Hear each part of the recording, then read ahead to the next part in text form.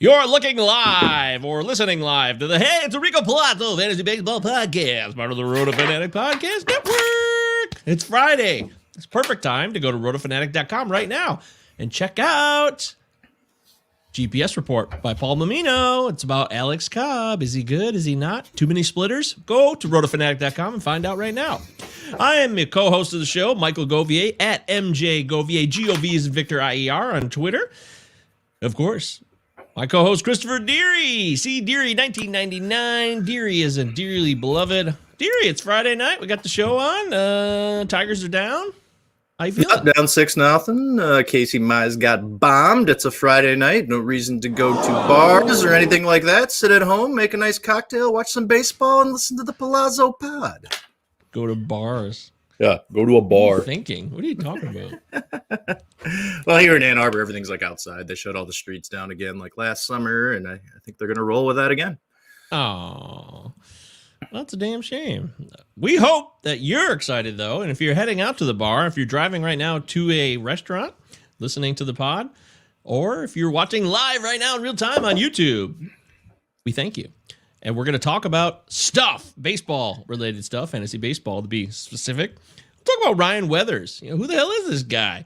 We'll get into the shine or ride the pine results that Deary put together. It's finally time to cash in and see what we got out of it. And we're going to talk about the panic button. Is it time to hit the panic button? Should we be pressing it right now?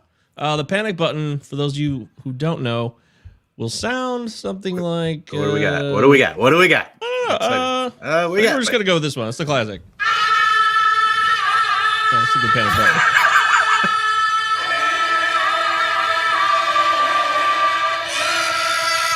Okay, something like that. So, either way. Sounds good.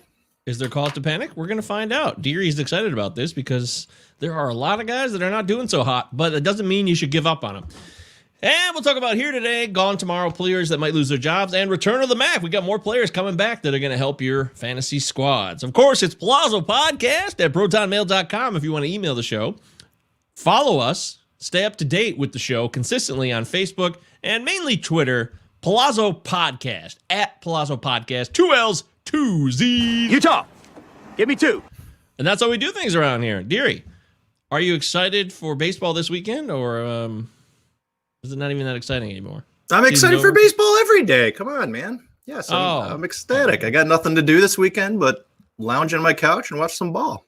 Yay! That's fantastic, man. You know, there's a lot of people who are so into this baseball stuff, but you know, there's life outside of baseball. I think we need to remember that. So. There absolutely is. I enjoy other things in life, but baseball's my favorite part of the season. So anytime I can lock in, there are days I take off where I don't watch every game, but Friday, Saturday, Sunday, it's baseball time, especially in my head-to-head leagues because the weekend means the most. Weekend means the most. That's where, you know, you could be winning all week in your head-to-head league, and then the weekend comes and everything changes. The week doesn't mean shit. It's all about the weekend. It's all about closing. Always be closing, right? Always be closing. We know that classic line. Of course we do. I was talking with Ryan Bloomfield on Twitter the other day, and we were talking about some college football because Mark Kiefer was bringing up something about how he used to write for Pro Football Focus, I think it was. Oh, PFF. That's not funny. I was shout. That's what it is. It's a shout. Yeah, and so he said he also was really into college football, so we started talking about college football, and I remember when we had Ryan Bloomfield on, we had a nice Jim Druckenmiller reference on the show set up for him. And he was still impressed by it after the fact last night. But of course, this led to a bunch of like memes and videos of Michigan's greatest hits. They're all negative. They're the Westbrook catch, the Hail Mary of Colorado, 1994. Oh, no. Dan, I think it was Dan Crinion. Hey, Dan. Dan is a friend of the show, and he said he was at the Big House that day. So as was I.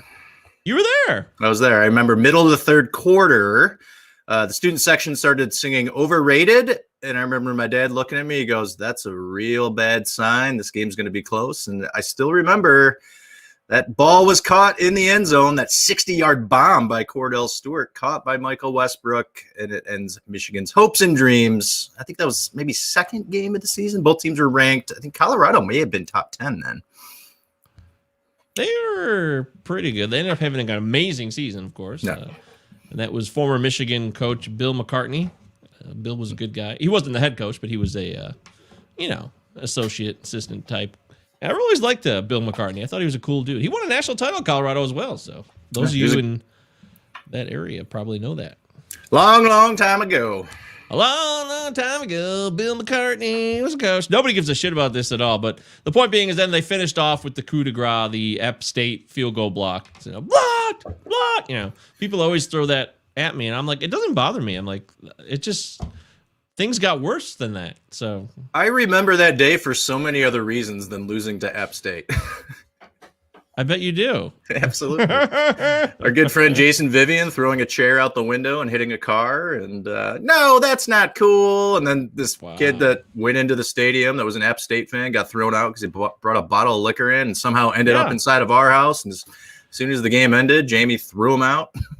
Yeah, we were living kitty corner on Main Street in Ann Arbor, right there from the big house. So there was a lot of traffic and that. Yeah, that App State bozo just kind of wandered in. I got kicked out, man. I got to eat a place to watch the game. So we watched it with us, and then his team actually won. That must have been a special moment for that guy. I wonder where that guy is now. Yeah, he's probably in his 30s now. Jacob Degrom has struck out 14 more hitters again. Is he getting any run support tonight? Yeah, a little bit, but he struck out 14 again. Again, he's already done this twice in the season. The guy's amazing. He's putting together one of these it's like a Pedro Martinez run, this like 5-year run where it's just absolute dominance.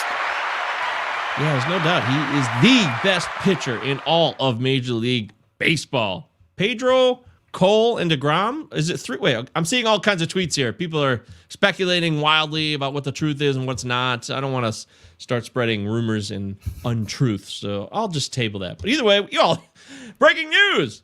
Jacob DeGrom's really good. Did you know that? Not a shock. He's one of 3 pitchers to have 14-plus Ks in 3 straight starts. So he has done this for 3 straight starts. Wow. Incredible. That's insane. It's incredible. And I'm going up against him in head-to-head. Steve Giles got him. Hey, Steve, congratulations, buddy. Another applause for you. Of course, Steven has Mr. DeGrom. I do not have DeGrom. I used to have him in the old keeper league we had, but then when we redrafted, I lost him. Oh. So, no shares of Mr. DeGrom anymore. Dude. God, I can't believe I thought maybe Cole would be as good this year. I look like a fool on that one. I'm going to eat crow for sure. I don't know what crow tastes like, but I hear it's not very tasty, I assume. Because that would be a negative to eat crow, right? Old Crow. Old Crow.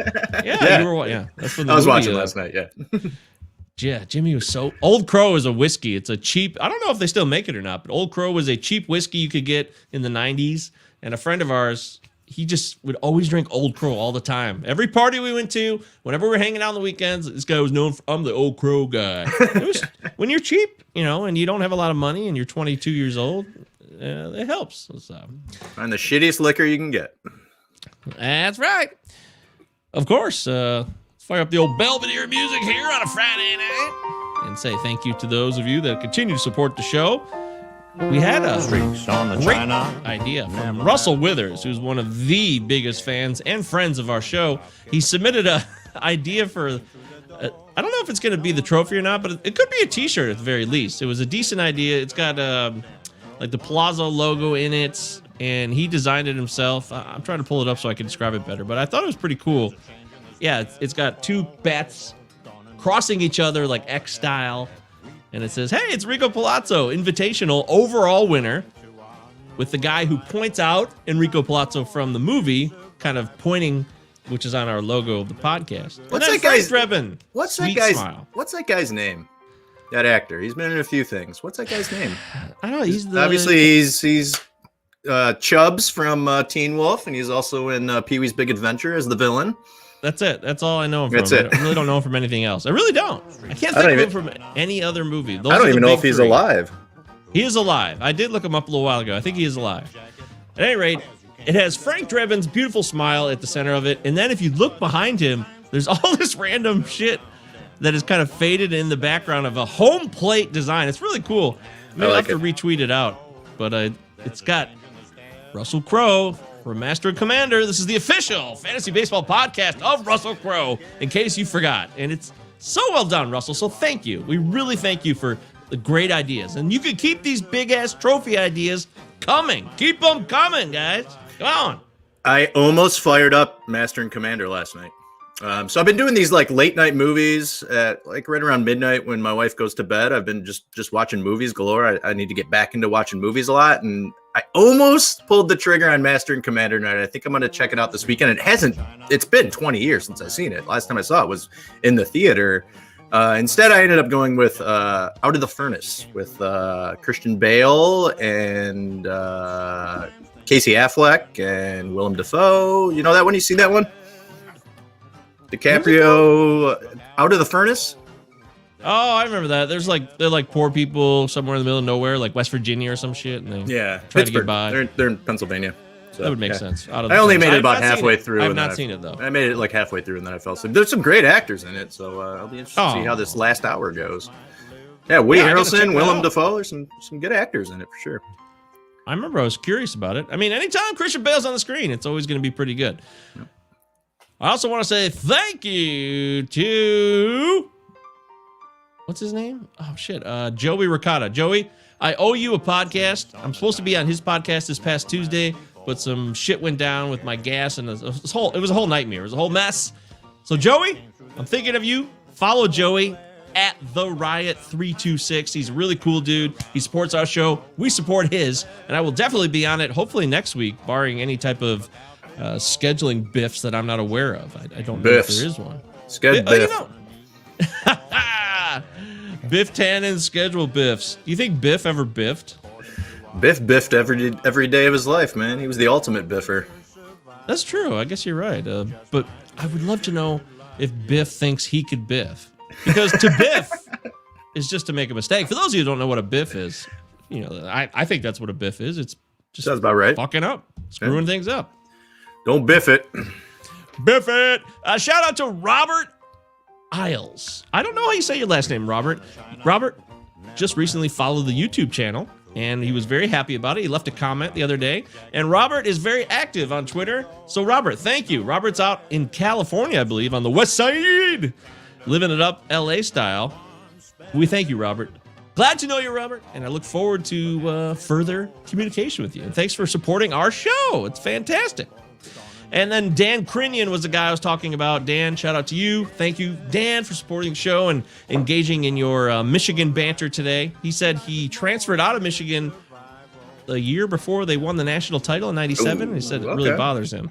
He also said, he said he stuffed Tyrone Wheatley in a pickup game on campus. Oh, shit, really? A basketball game. Amazing. That's what he said. Over at the rec? At the CCRB, yeah. That's incredible. CCRB.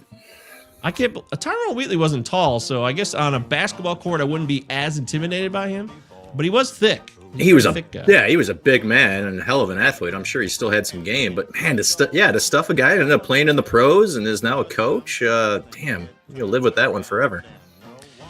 And I immediately told him about the only encounter I had on campus, the CCRB, was with Lavelle Blanchard. He dunked on me.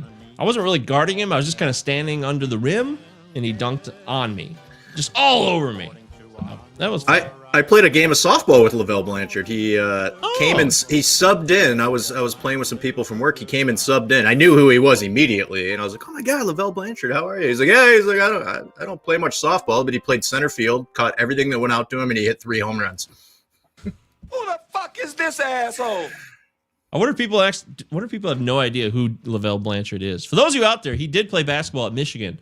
He might have been on a pro roster for 5 seconds, but he played overseas. He played overseas. I talked to him extensively about it. He's come to some of our camps and talked to the kids. Really, really great guy. Still lives in the community. And he was Mr. Basketball, Ann Arbor Pioneer High School, and he was at Michigan during the darkest of days. Hell yeah.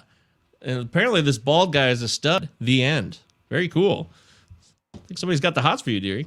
Yeah, well, I'm taking. Do you know who this is? I have no idea. What the hell is going on here? This is Blondie Locks 33. Larry Bird?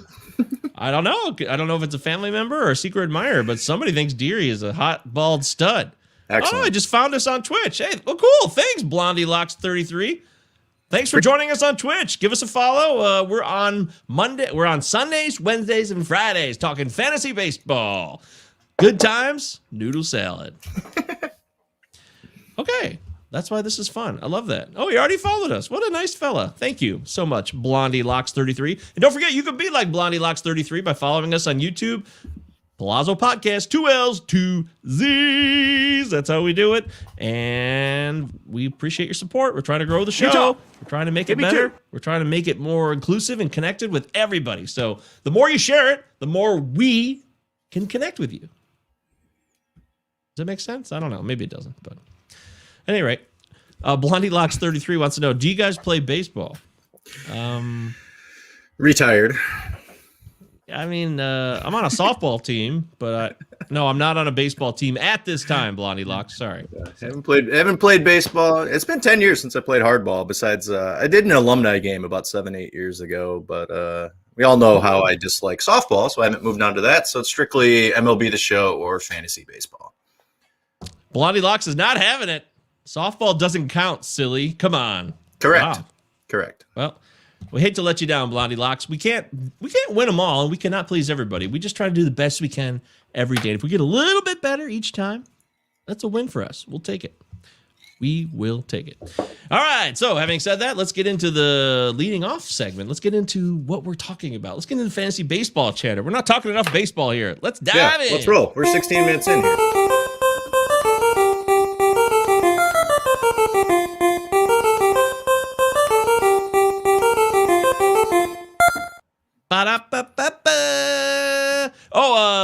Shout out to Darren S.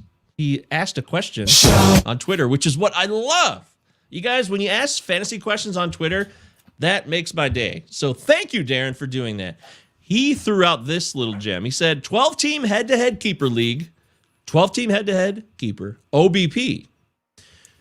Would you go with this trade? He gets Giancarlo Stanton, Huascar Inoa. We know how to say his name, Huascar Inoa, and Spencer Torkelson. So he gets Stanton, Inoa, and Torkelson. He gives up Walker Buehler, Jake McGee, and one of these prospects, which is a list of like 6 guys, which includes Austin Martin, Casey Mize, Nolan Gorman, Tristan Casas, Matthew Liberatore, Garrett Mitchell, Judd Fabian. Point being, one of those guys? Yeah, he's got to give him one. Pick and choose of a guy who may be up in a couple of years. Similar so he gets to Stanton, Torkelson. Inoa, and Torkelson. But he's giving up Walker Buehler. Yeah.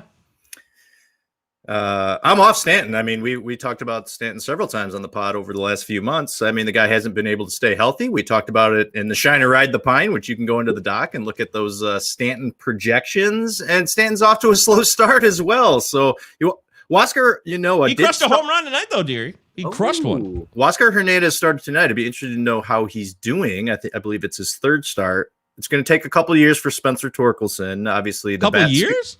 The bat skill is there. We'll probably see him next year, but I mean, is he immediately going to come up and become a stud?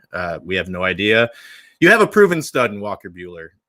Jake McGee. I mean, that's what, this season that Jake McGee is going to perform. I mean, what can you depend on after this?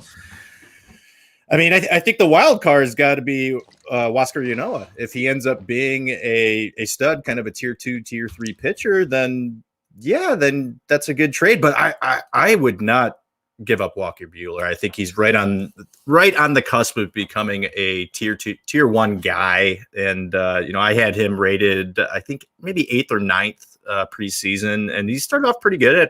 Good outing last night. Did give up a few runs, but I probably would not make that trade. Okay.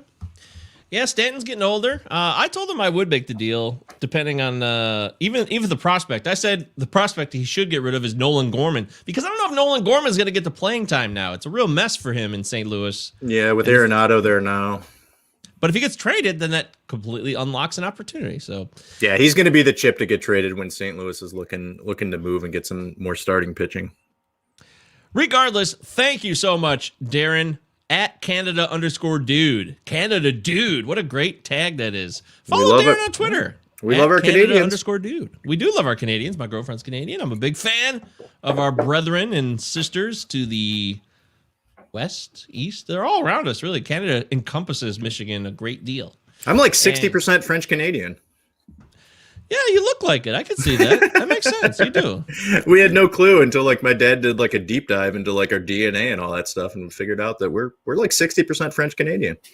Oh, well, we're in the leading off segment, so let's get into our First catch of the day.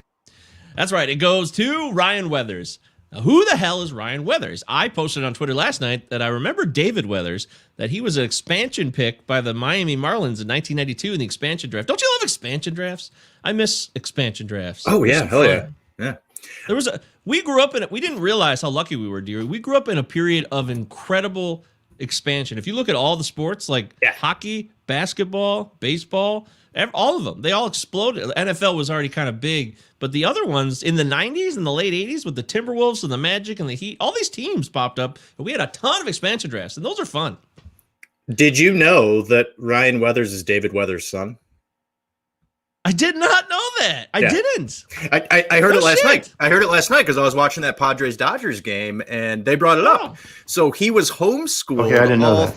He was homeschooled through his elementary school days so he could go on the road and watch all of his dad's games. Unfucking believable. That's so cool, man. Yeah. That makes my day. Yes.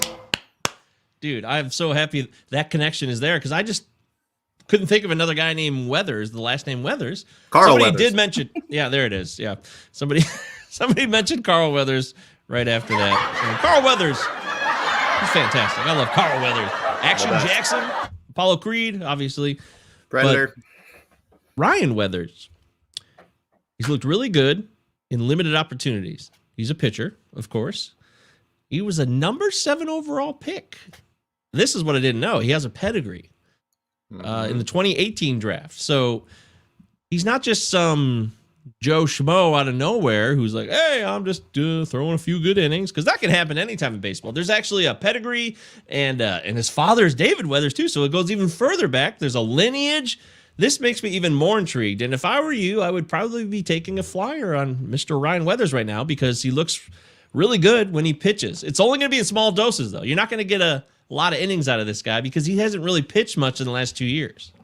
No, he hasn't pitched above A ball. Last year, obviously, nothing happened with the minor leagues, but he looked really solid last night. Little crafty lefty against the Dodgers. I picked him up in one of my other leagues, and he's going to be in that rotation right now because our good buddy that we love to hate on, of course, is Mr. Dinelson Lamet, who is probably going to the DL here immediately after his first start with forearm issues. So Ryan Weathers is going to get some run here.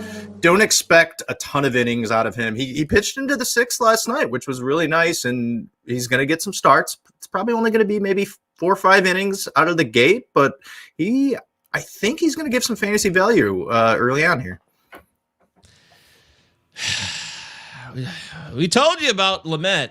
Those of you that were hoping on hope that Dinelson Lamet was going to somehow give you 10 innings even? I mean, 20? Those of you who thought you were going to get 100 innings out of this guy, you're nuts. You were out to lunch. You're in fantasy land. You're dreaming. You're hoping. You probably are the same person who thinks that you could score a date with like a really hot woman that you would never, ever be able. They would just completely ignore you. You would have no chance in hell. So I understand the optimism. I understand hope. And I appreciate it as much as anybody else. Me and Deary love, our lives are built on hope. Without hope, we have nothing. But with the Nelson's case, that was kind of wishful thinking, I think. Yeah, I agree. I mean, you're a part of the 1% if you're all over to Dinelson Lamet coming into this season. It's the Plaza Pod was against him. We had many guests on that talked about him, and I would say probably 99% of the people that we brought on were not on board with Mr. Lamet this year. Fuck me. This is out of control. What's going on? You got this weird our good face. pal, Brian K, checking in. Degrom going out for the 8th with 15 Ks on, check this out, 92 pitches. That's nuts. He's not throwing balls at all. He's just gearing up, throwing 99, 100 right by you. That's unbelievable. That is the most efficient shit I have ever heard of in my life. That is really impressive. Kudos to Degrom. Man, he is so damn good. What a badass. Thank you for keeping us updated, Brian. We appreciate that. You're always here. on the live stream with us, just like anybody else can be, anytime, any place.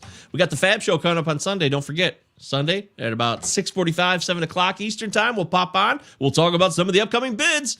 I know somebody who I'll be bidding on this week. I don't want to tell you yet, though. It's a secret. So, anybody you already thinking about? You thinking about somebody, Deary? No, I'm going to keep everything a secret, like the Built to Spill album. Keep it a secret. Keep it like a secret. It's a great album. Absolutely. A plan keeps coming. Wait a minute. Wait. Is it still, is Jackie Robinson weekend? Like, is it another weekend? Why are the Mets wearing, the Mets and the Nats are all wearing Jackie Robinson's number tonight? Did they not participate last week? I don't know. Is that what happened? I don't know what's going on. Yeah, because it was his, Jackie Robinson's days, April 15th. That was last weekend. So I don't know. Yeah, and it was something I noticed. Yeah, it was the whole weekend that everyone was wearing number 42. It was so funny. There was a great picture Christina sent to me. It was Rougned Odor with his hat off from behind with number 42, and it looked just like Mariano Rivera. And she's like, "Is that Rivera on the field?" I'm like, "Nope, that's Rougned Odor." Oh shit! Really? Oh, here we go. We're going live. Yeah, can you see this? Yeah. Is this legal? Can you hear this? No. Oh, well, that's lame. I wonder how you pipe. Yeah, I don't know if this is legal, but we're watching it live.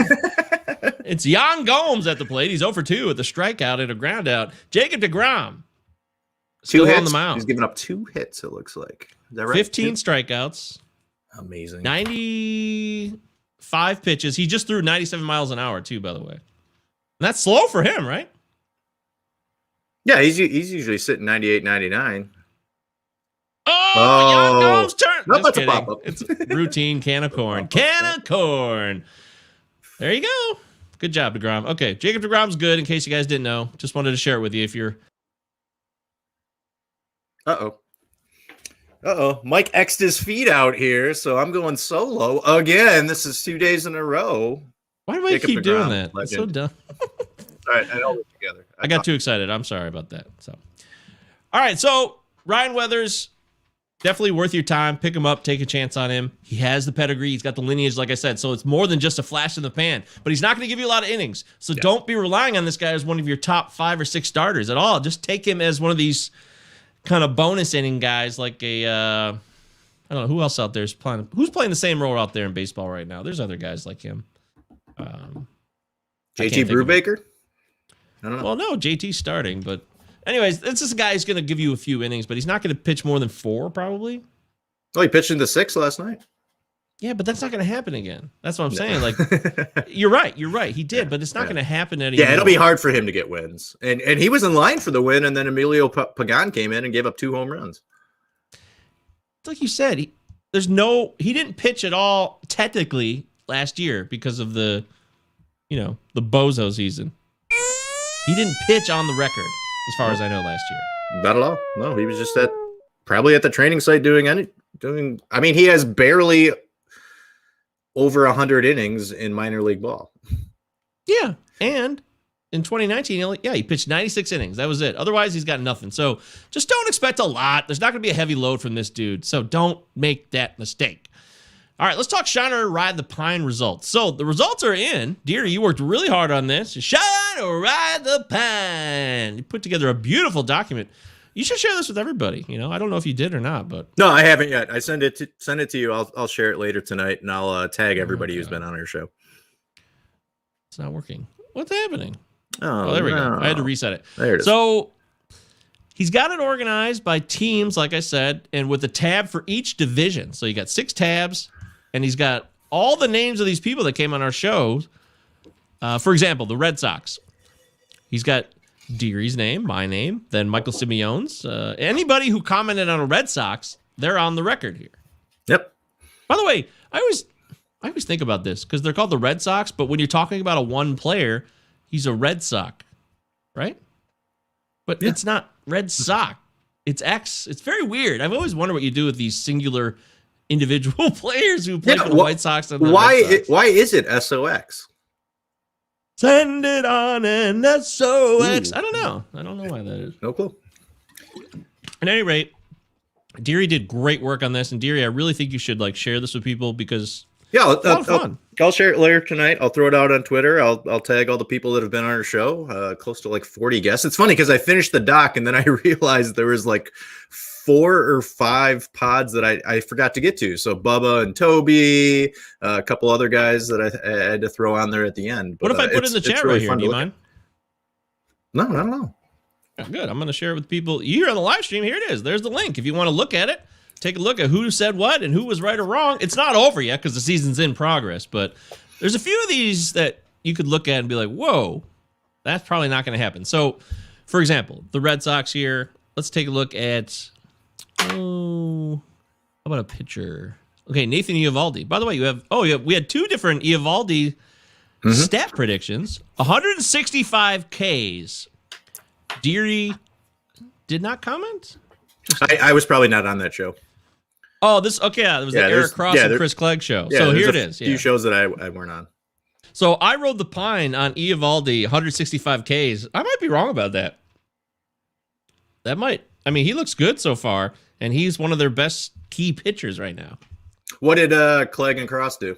They all rode the pine. All 3 of us rode the pine on Nathan Eovaldi, 165 strikeouts this year. Listening back to that pod for the Shine and Ride the Pine, I think both of them were talking about just not seeing starting pitchers get enough innings. And with COVID, it's so funny, especially the pods that came out over like the last month and a half and talking about like the deadened ball and that being like put into some of the predictions and factoring into some of the predictions, which is so funny because I don't think we've seen much of a deadened ball yet. There was like an initial freak out that first week when we heard about it. There was, but I actually was thinking about this. Playing DFS, you notice it a little bit more because it's so daily and routine. Mm-hmm. There was a few days there was like just tons of shutouts or like very low scoring games. Okay. So there's been moments where I've actually questioned like, well, maybe this ball is changing, but then shit explodes and people go crazy with 15 runs today for the Cubs. So it'll be interesting to see at the end of the season how many home runs were hit. Yeah, but that's poor analysis on my part. Just because the Cubs scored 15 runs doesn't mean the ball's not dead. And I mean, you could hit a bunch of singles and doubles. We got to be looking at exit velocities, max exit velocities, and how the ball's traveling, how far it's going. And what I hear from the people who are much more intelligent on this subject than me, Deary, is that this ball's even more jumpy.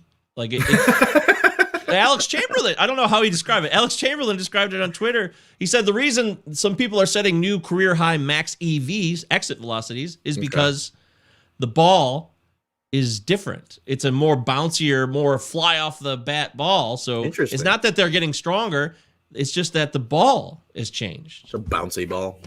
Yeah, a more bouncier, a more, bang it up, a ball that you can crush the shit out of. And it's just it's like a super ball, Oh, David Petrucci checking in, just like all of you. You can all check in on our live stream and comment in real time. Dave's commenting in real time, and he says, grade the trade. Just traded Molina, I assume that's Yachty, for a 16th round pick, which is a first round pick in their league. I view Molina as the ultimate sell high right now. Oh, hold on, Dave. I can still disallow this trade because it's in our league. Wow. So you traded Yachty Molina for a first round pick. A first round pick? Dave, that's nice. That's not a first round pick. We keep 12. Oh God. Dave, check your math. Sorry, Dave. That's a fourth round pick, Dave. Mike Curlin in the house. What's up, Mikey? Mike says the ball is lighter too. See, there you go. That's what I'm talking about. The new ball, new changes every year. A lighter ball, I would assume that means the ball's going to fly a lot easier. Whee! You ever try to throw a softball and then try to pick up a hard ball and throw a hard ball? There's a big difference. You notice it instantly, right? Yeah, absolutely. Yeah. So, Shine or Ride the Pine wise, this is such a great document. I think it's a lot of fun. I'm trying to look for some other examples of things that could already be bust because we're only on April 23rd right now. There's a lot of injuries in there, so I think some of those might just get negated. There's some guys we expected to make teams and then didn't. Guys that are obviously out for the season, which are fun. Here's let's give Max Freeze credit. Max Freeze. Hope Max is doing well out there. Max, haven't talked to you in a minute. Bone Thugs, Max. When I think Max Freeze, I think Bone Thugs every single time. Mark Kiefer knows what I'm talking about. Josh Lindblom, 187 strikeouts. That was can you believe it? Can you believe that right now? That 187 was the actual projection? Because we base these off projections. Yeah, we thought he was going to be in the starting rotation. When I listened to that pod, you guys were talking about him being in the starting rotation, and he had a spot start today and got murdered by the Cubs. Well, he came in because Bozo, it was an opener, right? Yeah. So the opener, whoever the fuck it was for the Brewers, he was okay, and then Lindblom comes in, and all hell breaks loose. It's a total nightmare. 8 earned runs, I believe. 8 earned runs. Lindblom, not cool, dude. Yep. Baez hit a home run. Rizzo hit a home run. Contreras hit a home run. Oh yeah, it was Brett Anderson. He's the one who started. He lasted a third of an inning, gave up 3 earned, 3 hits, and then Lindblom did just as bad. 3 walks, 9 hits. 8 earned runs. God, that's terrible. That's just awful. He gave up 3 home runs, like you said. Lindblom's current ERA is 10.97, and that might even be before this outing. It could be worse than that. So, not pretty. God, Lindblom and Brad Keller got ripped on Tuesday.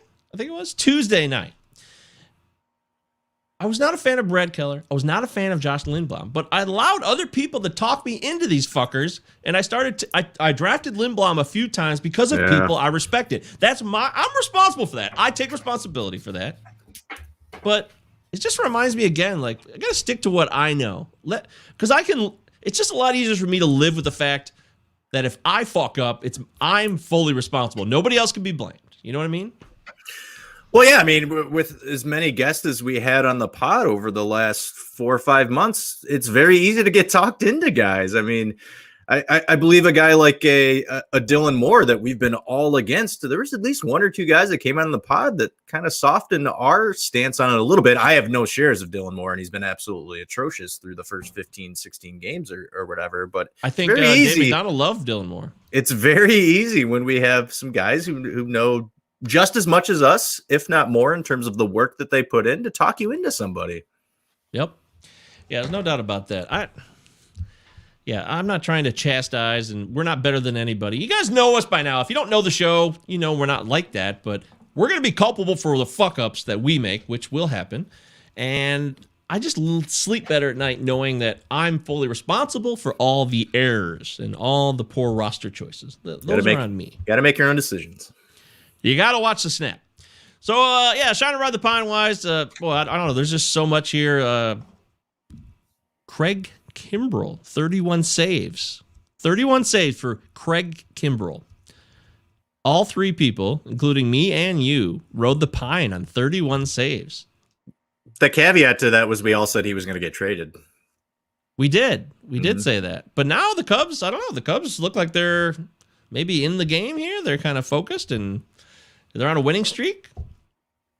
Maybe he stays. They're starting to get the bats going. I mean, they're over 500 now, and the Central, nobody's really come out of the gate too hot in the Central. So, I mean, it's going to be killer in the Central. I think there's going to be 3-4 teams all in the race up to the end. Oh, yeah. Reds, Brewers, Cardinals, and Cubs. What a tough division that is. Mike Curlin's in the live stream commenting, just like you can if you want to be here. He says he was out on players, but he got talked in on players, and it sucks. But it's my fault for doing it, so he takes responsibility. Good for you, Mike. I wouldn't expect anything less from you. You're a stand-up guy. You're aces. Remember that movie Smoking Aces? Not good. Yeah, it wasn't good. No, there was a lot of hype on that one. A lot of hype. It was a bust. It was a big bust. It was like Ryan Leaf-esque. Is that a Guy Ritchie film? No, it's Joe Carnahan who did Narc. Joe Carnahan. Oh, that was his follow-up to Narc. I like Narc. Narc's great. Yeah, that's an incredible film. But Smoking Aces, not so much. So Craig Kimbrell, all 3 of us rode the pine. The third person being Mr. Sanchez. Who's Mr. Sarah. Sarah Sanchez. Miss Sanchez. Not Sarah a Sanchez. Mr. Ms. Yes. Sorry, Sam. I can't believe Sarah. Sarah, do you know that you rode the pine on Craig Kimbrell's 31 saves? I wonder if she's aware of that. Going back through it, she was actually out on a lot of Cubs for Shine or Ride the Pine this year. Not like last year where it was, I think, Shine on all of them. Yeah. She's a good fan. She loves her Cubs, but she's also willing to keep it real. So I do respect that about her. She's not just like I'm a homer 24/7. I'm a homer, waving the hanky towels like the Pittsburgh. I don't know why I thought of the Pittsburgh terrible towel when I thought of homers for some reason. That's the first thing I just thought of, though. Don't lie to people, says Mike Curlin. No lying. Thank you, Mike Curlin. And as always, thanks for the kind words, Govier. Of course. Mikey, we love you. We're here to support you, and we appreciate you checking in on the show and saying hello and interacting. For the record, Mike is still the only person ever to call this show. That's right. So, that was so you can call the show. You can call the show if you want. We're always available. 734-489-3224. Come on by. We are now accepting phone calls. If you have questions about your fantasy team, always available for you. Okay, anything else on this before we move on from it? Are we still in housekeeping? No, we're doing. Oh no, it was catch of the day. We went from Ryan Weathers. We're talking about Shiner on the Pine. We're giving you full credit for all the work you've done here. Yeah, so we'll share that out this weekend, and maybe we'll do a segment each week and kind of check in on each division and talk about some of these players that we made crazy predictions on. Nathan Dokken shined C.J. Cron hitting 23 or more home runs. He has one right now. Hey, all right. Here's one. How about this? Bellinger. 12 steals for Bellinger. You shined it. No. I don't think that's happening. I think I would have shined. I don't know. I would have probably shined it. I probably would have. Yeah, it's going to be tough to look back. It's going to be tough to look back, and if injuries are the reason that you did not shine on some of these, it'll be tough to swallow. Justin Mason, he rode the pine on Bellinger's 12 steals. So good for you, Justin. You're looking good early. You're smart motherfucker. By the way, Steve Guile, who is degromming my ass in my home league right now with total dominance, he's checking in and giving us an update on the reason why the Mets are wearing the Jackie Robinson jerseys. Mets were rained out at the end of the homestand on Jackie Robinson Day. Then they hit the road for a series in Denver and Chicago. They returned home tonight, so now they can don the 42 at home. Thank you, Steven. Thank you, Steven. Much obliged, my good man. Degrom he went out for the 9th. And Brian's 4 drinks deep. Congratulations, Brian. Brian, loyal listener, dedicated. I got some catching up to do. 4 drinks deep. That's pretty good for 9:44 Eastern time on a Friday night. Not bad. Dave Petrucci's coming back in on that trade that he just made for Yadi Molina and a first-round pick. He sent me a text. Thought it was 15 next year. Oh, well, I give up. Okay, Dave. Well, don't give up. Never give up. Dave, you're fine. You gave up a draft pick, or you got a draft pick for catcher, for Molina, who's doing pretty good. He's probably going to retire here in the next couple of years. You traded him over to Derek. I mean, you got a draft pick for it. I think it's a fine trade. Beautiful. This is the Hey, it's the Rico Palazzo Fantasy Baseball Podcast. We are live streaming, and of course, we're potting it. If you're listening to the podcast version, please give us a 5-star review. Take time out. For some reason, Apple is the only place you're allowed to rate. I saw our buddies from the Upper Deck Pod the other day. They posted on Twitter, hey, Spotify, get a fucking rating system. What the hell? They're trying to compete with Apple, but you can't rate podcasts on Spotify. Why is that? Why is Apple the only one? That doesn't make any sense. I listen to almost I listen to almost all of my podcasts on Spotify. I can't rate any of them. Very odd. It's bullshit. It's un-American. It's not. It's all about competition. It's un-American. It is un-American. There's only one place where we can rate pods. Unfortunately, it's on Apple. If you're not an Apple user, I don't know how you rate it. Just give up. But if you can go to Apple Podcasts and give us a 5-star rating and review, I gotta tell you, it would make us feel pretty good. It lightens the load for us, puts a little pep in our step, makes us feel more alive. I feel so alive. Remember POD? Holy fuck, that was a real band. That really happened. Garbage. What? You remember? I mean, that happened. That was like a thing. What was the big hit? POD. We are the youth of the nation. That was one of them. I remember that. No, what was the big one though? I don't know, man. This is what? We're in 2000 Southtown. That's what it was. We're in Southtown. Kids don't play. Yeah, it's that the post grunge rap rock era of like 99 to like 2003, where they're really the stuff that was popular in rock was just like atrocious in my mind. Oh my dear Lord. POD. Boy, I've not thought about POD in a long time. Anyways, like I said, 5-star rating on Apple Podcasts, 5-star review. It helps the show, allows us to grow. We have 37 ratings as of today, so that's nice. Some of the big time shows have like 500, 1,000. So if we could get up to 50, if they would be 5 stars, that would be preferable. But we do appreciate that. We had somebody post a review on April 12th. This is from Mr. Wilson. These guys are 2 of the best I've listened to in the fantasy baseball realm. Their advice is really good, and they are knowledgeable across all facets of the game. What makes this podcast stand out is the fact that they are fun to listen to and work so well as a tandem. That's so nice. Thank you, Mr. Wilson. What a nice guy. Mr. Wilson. Cheers to you, Mr. Wilson. Thank you for rating and reviewing the show. Whoever you are, I salute you. All right. Don't forget Plaza Podcast, 2 L's, 2 Z's. Utah, give me 2. We shove it down your throat by now. You should know how to follow us, where we are, Twitter, Facebook, yada, yada, yada. Sub the YouTube channel, blah, blah, blah. Okay, enough of that bullshit. Move on. Is it time to press the panic button? Are we in a state of emergency? Are we calling FEMA? Are we... Oh, I knew it. J.A. Happ's got a no-no through 7 innings against the Pirates. Isn't it unbelievable? How many times could the Pirates be no-hit? It's so funny. Let's see if it happens. But Brubaker's pitching pretty good in that game too, though. Oh, I picked him up. Even though it's the Twins, I picked up Brubaker and I went with him in, I think maybe one of the TGFBI or one of my NFBC leagues, because Brubaker was incredible against the Brewers the previous week. He was striking out fools, 1 run. That was in Miller Park, too. He was dominant. He looked fantastic. Brubaker has gone 6 with 4 strikeouts, gave up 2 runs. Looks like he's only walked 1 guy. So he's looked pretty solid. I got 1 share of him, and I'm starting him tonight. But I'm also starting him against J.A. Happ, who has only 3 Ks, 2 walks, but no hits given up. Guile, I wonder if Guile's out there. I'm going head-to-head against Guile. He's out there. 15 strikeouts from Degrom today against me. It sucks for me. I was going to pick up J.A. Happ for a spot start, but I didn't. I pushed out. So that would have been nice, I guess. But hey, shit happens. Well, you may run like Mays, but you hit like shit. So, should we press the panic button? Deary, we have a list of players here. You've put together a really good list. I added a couple myself. Let's get into it. Should we press the panic button? This is the panic button, by the way. It's terrifying. Yeah. Don't you feel panicked when you hear this? I am freaking out right now. Turn it off. Good God. All right, let's start with Trevor Story. Trevor Story's hitting the shit out of the ball. He's crushing the ball. He's just not hitting any home runs yet. He's in a weird territory right now. I just got the notification. He just hit his first home run of the season.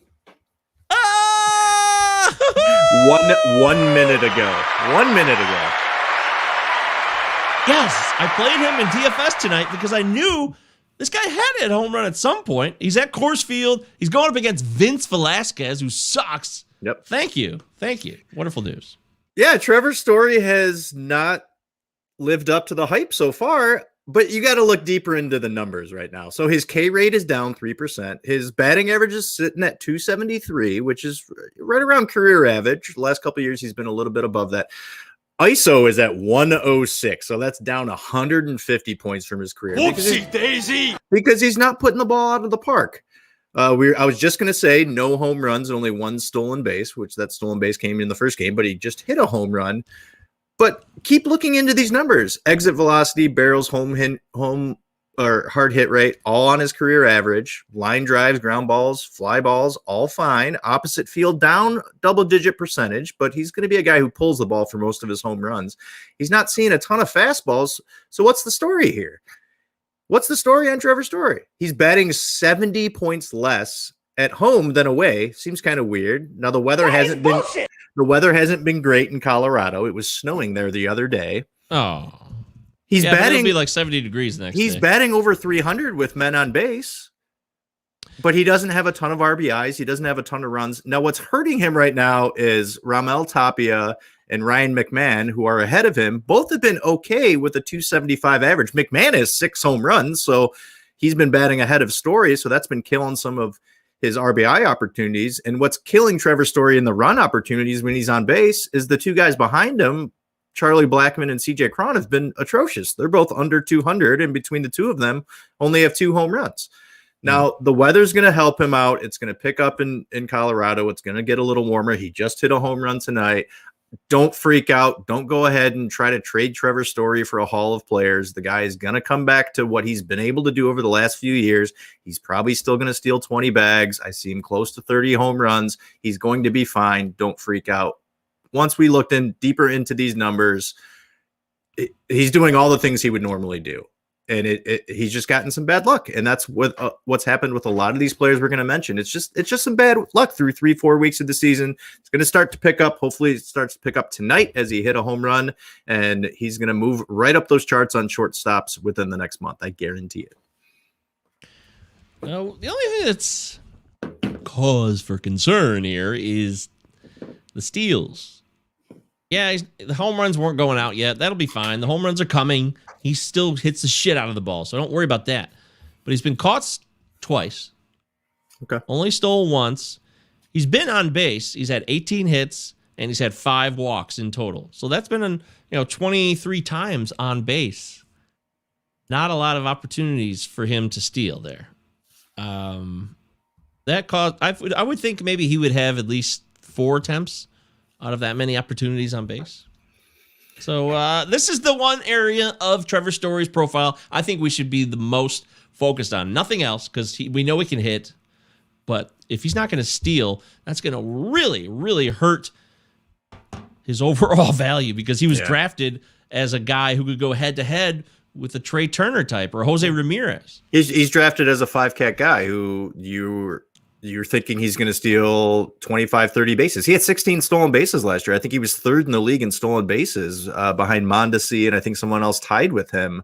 Yeah. But yeah, I mean, the steals are absolutely a concern. I'd have to look deeper in to see what the circumstances were when he got on base. Was there someone on second base?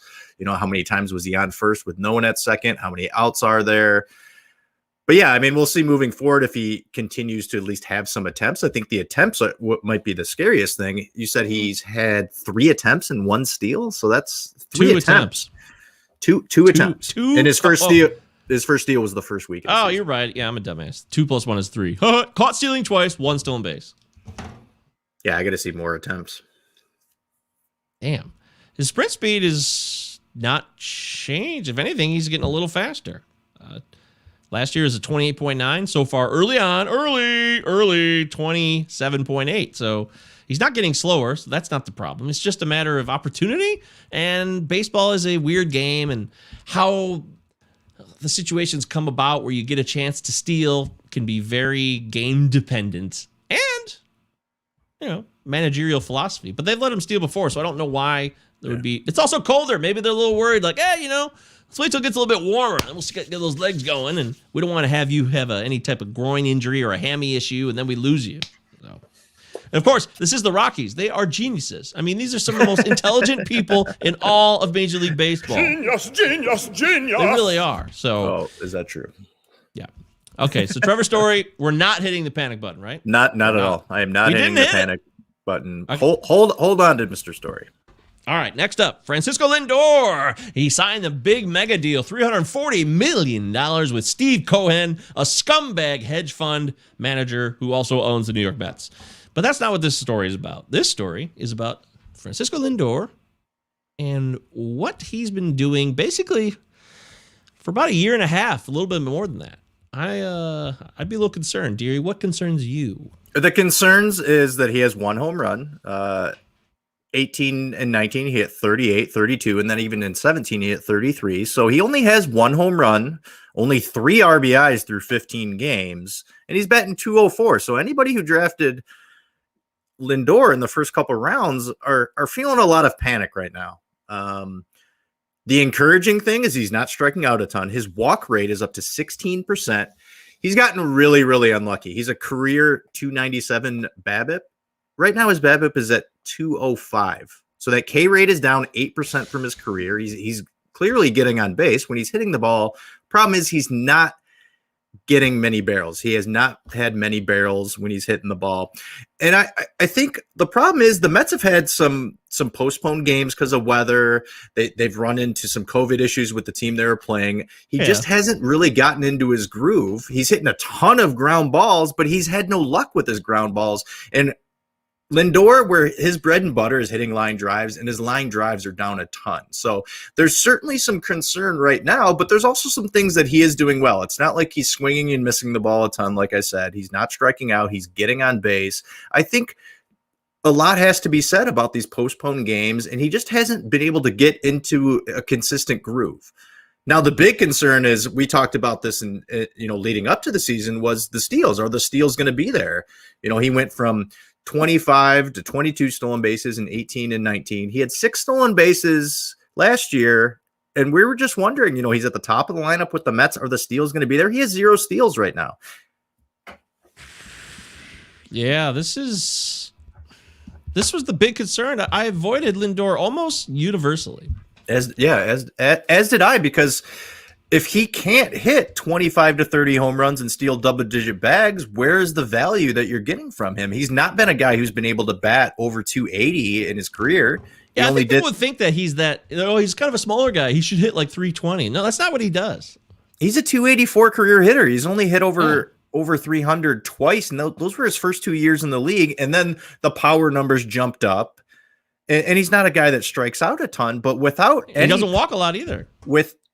Besides this year. So there'll probably be some regression in that walk rate, career walk rate of 8.2%. It's at 16% right now. Maybe that changes just because he's at the top of the lineup for the Mets, but without hitting home runs or stealing bases, it's hard to find some value in Lindor. He only has 8 runs as well through 15 games. This is a guy that a lot of people projected at the top of the lineup to get 100 runs for the Mets, and that's just not happening right now.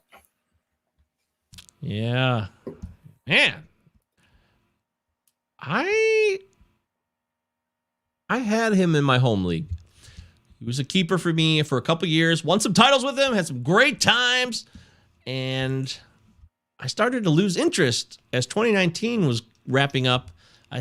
I was getting more and more concerned. And last year, I think I finally traded him because I just was like, I can't ride with this guy, especially in an OBP league, because there's already an issue for me in OBP with him. As we mentioned, he does not walk a lot.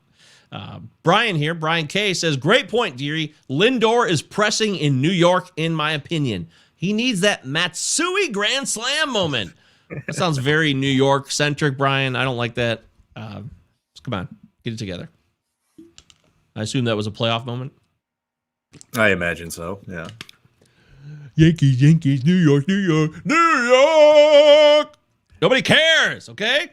No, but I want Lindor to do well. I do like Lindor. He's a guy to root for, but that's not what this is about. It's about the fact he doesn't run like he used to. And if he's not a guy who will ever hit for average, he never will be, then we are really looking at a guy that doesn't have nearly the value for especially where he's drafted at. You said, Deary, that you avoided him universally, just like I did. I think I maybe drafted him one time out of all the drafts I did, which was probably about 23 or more. I only drafted him one time, and I had opportunities to do so, but I always avoided it. I was like, I can't do it. I'm scared.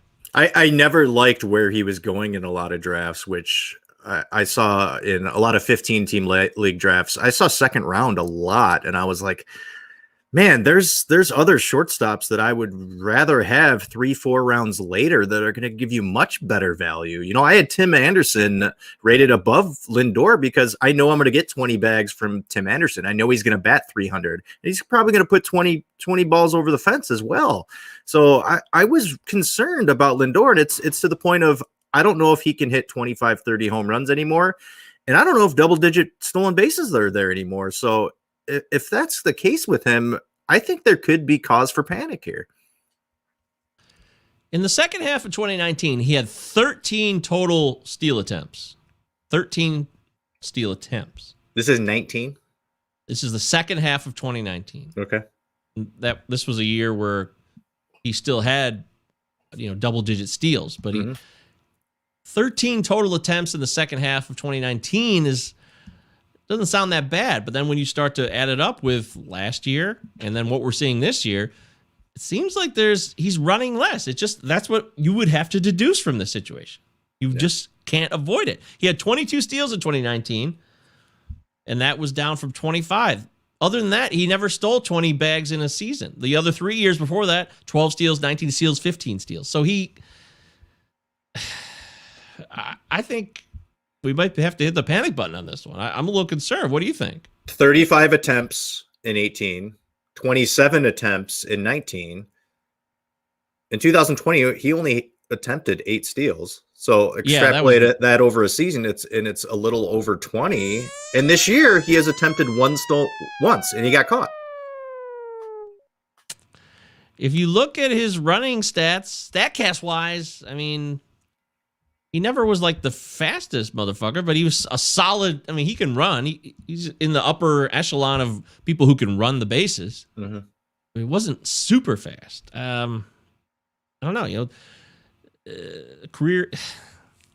I think I'm gonna hit the panic button on this. I think if I were you guys, I would try to trade him, but I would wait until the opportunity arose, because right now you don't want to trade him at the lowest point. You never want to do that.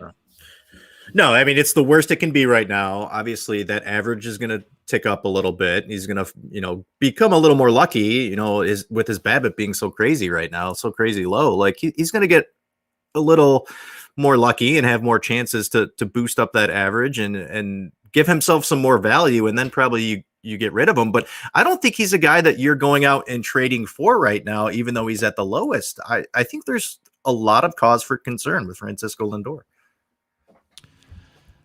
Yeah, it's a great lineup, though, and they can really go to town in terms of scoring runs and run production. So that's not an issue. I think that might be the reason why I would hold for now. On this date, April 23rd, hold Francisco Lindor today. Let's see what happens. And if he does get hot, if it gets into May and he starts heating up on a tear, I think you should start considering trade opportunities at that point and finding somebody who, in this echelon of players, is more reliable, because the value he was drafted at as a top 20 overall player, top 25 at worst, that's somebody you should be depending on for all the stats, not hoping that, I'm hoping that he'll steal bases. No, you would depend on him based on how high you drafted him for steals. There's no shine or ride the pine predictions on Francisco Lindor. Oh, man. Yeah, I'll do a better job of that next season. Organizing, making sure I'm checking which players we've been doing. So. I'm wrong. There is one. Oh! 18 stolen bases. Ariel Cohen pined it. Yeah, good call. Ariel's a Mets fan, too, so he probably knows his shit. I'm doing it. I'm hitting the panic button.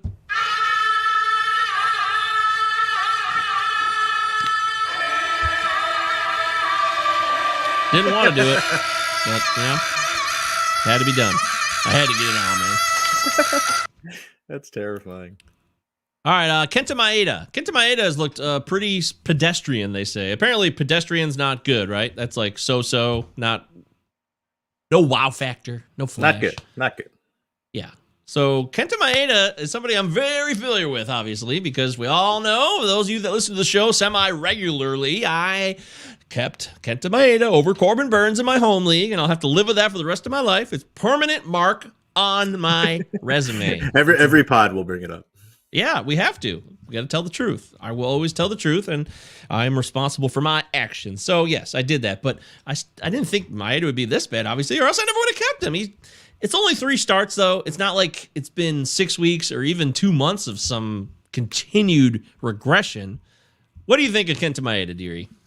Yeah, so what's not looking good right now is his walks are up. He's not inducing ground balls. His ground ball rate is down 17% from last year and 10%. Oh, by the way, the no is over. Sorry. No, broke it up for J Happ.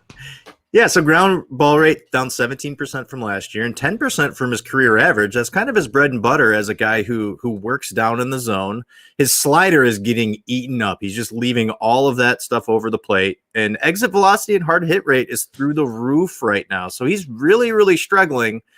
Now, looking deep into some of his numbers, there's some things that don't really add up. The BABIP against him right now is 400. Like that's just crazy. 208 and 243 BABIP over 2 of his last 3 years. And what really, really concerns me, obviously, has been the fact that he's just leaving stuff in the middle of the zone and it's getting eaten up. He's given up some big innings. One of the numbers that really intrigued me was the O contact. So his O contact, so that's percentage of contact made outside of the zone, is at 63%. That's up 15% from last year. So everything being thrown out of the zone is being hit for base hits and doubles, and a few have gone over the plate. So the things that are being thrown out of the zone are actually getting hit. Normally when he's going to be successful, he's getting people to chase the slider outside of the zone or chase stuff down in the dirt. And he's just leaving too many things over the middle right now. Obviously that BABIP is going to come back down to earth.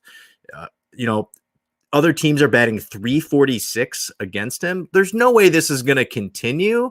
And you also got to look at some of the matchups he's had. He's had some tough matchups over his first 4 starts. But this is a guy that a lot of people saw as like an SP2, a guy who was going, 7th, 8th round in a lot of drafts, and he has not given you much so far. Yeah, he's not this bad, obviously. So let's dismiss that notion. And he's gone up against Oakland, Boston, Detroit, and Milwaukee. Detroit sucks. He was actually pretty good that start, though. Yeah.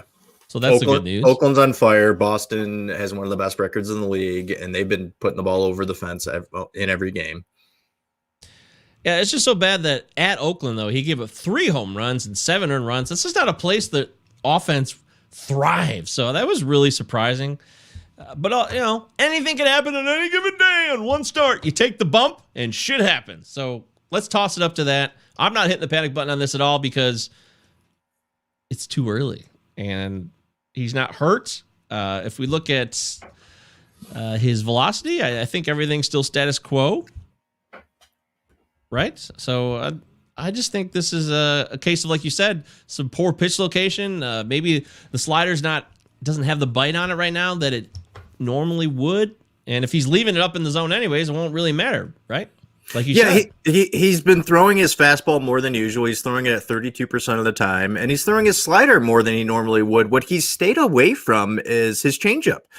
His changeup, he's only thrown 21% of the time, and that's 7% down from last year, where he was really, really successful with that changeup that just dives deep into the dirt. So I think through 4 starts, don't panic. Things are going to start looking up. He's going to be able to work the zone a little better, fool people more with his slider. There's no way that O contact is going to sit at 63% for the whole season. And this guy's going to induce more ground balls and look for that changeup to start heating up for him. And I think he comes back to earth and is going to be a little more solid. So do not hit the panic button. Yeah, all of his velocities look the same. The four-seamer and the changeup, the difference on those are the exact same. They've always been 91, 84. So, yeah, there's no red flag of velocity issues. It's just the fact that 63% on O-swing is really wild. That's a lot. And that can't last. That just can't last. I'm going to look more into that, though. I'm really glad you brought that up, Deary. But I will not. Yeah, swinging straight looks fine. Chase rate looks fine. Everything is on par of what he would normally do. I just think he's getting a little unlucky right now. I will not hit the panic button. Not me. What if you owned Jesus Luzardo, though? If you're rostering Jesus, are you saying, oh my gosh, I made a terrible mistake. Let's run for the hills. Run! Would you? Don't freak out. Oh, you like Jesus. You think he's going to be okay? He's had 2 very bad outings and 2 solid outings. One of the solid outings came against the Dodgers, and then he also had another good outing the other night in a 7-inning game where they pulled him in the 6th.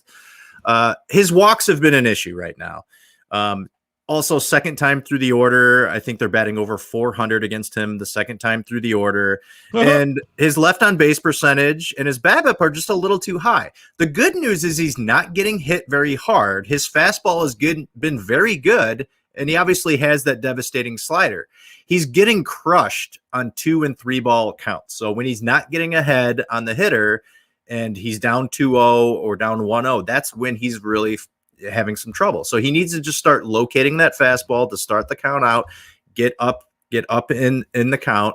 Up 0-2, he's been sneaky enough when he's up 0-2 on. Oh no, I'm wrong. When he's up 0-2, he hasn't been sneaky enough because he's not throwing that slider. When he's up 0-2, he needs to dig that slider into right-handers' feet and let them chase for it. Left-handers dig it right in on the plate against them. Like you need to be more effective with a slider that I believe is one of the best in the game. And he's not. He's up 0-2 and he's trying to get too pretty and too cute and throw a fastball by you, and it's getting hit hard. So I would not freak out yet on Jesus Luzardo. Now the concern with Jesus Luzardo is I don't know how many innings he's going to get. He's had arm issues in the past, hasn't thrown a ton of innings in the major leagues.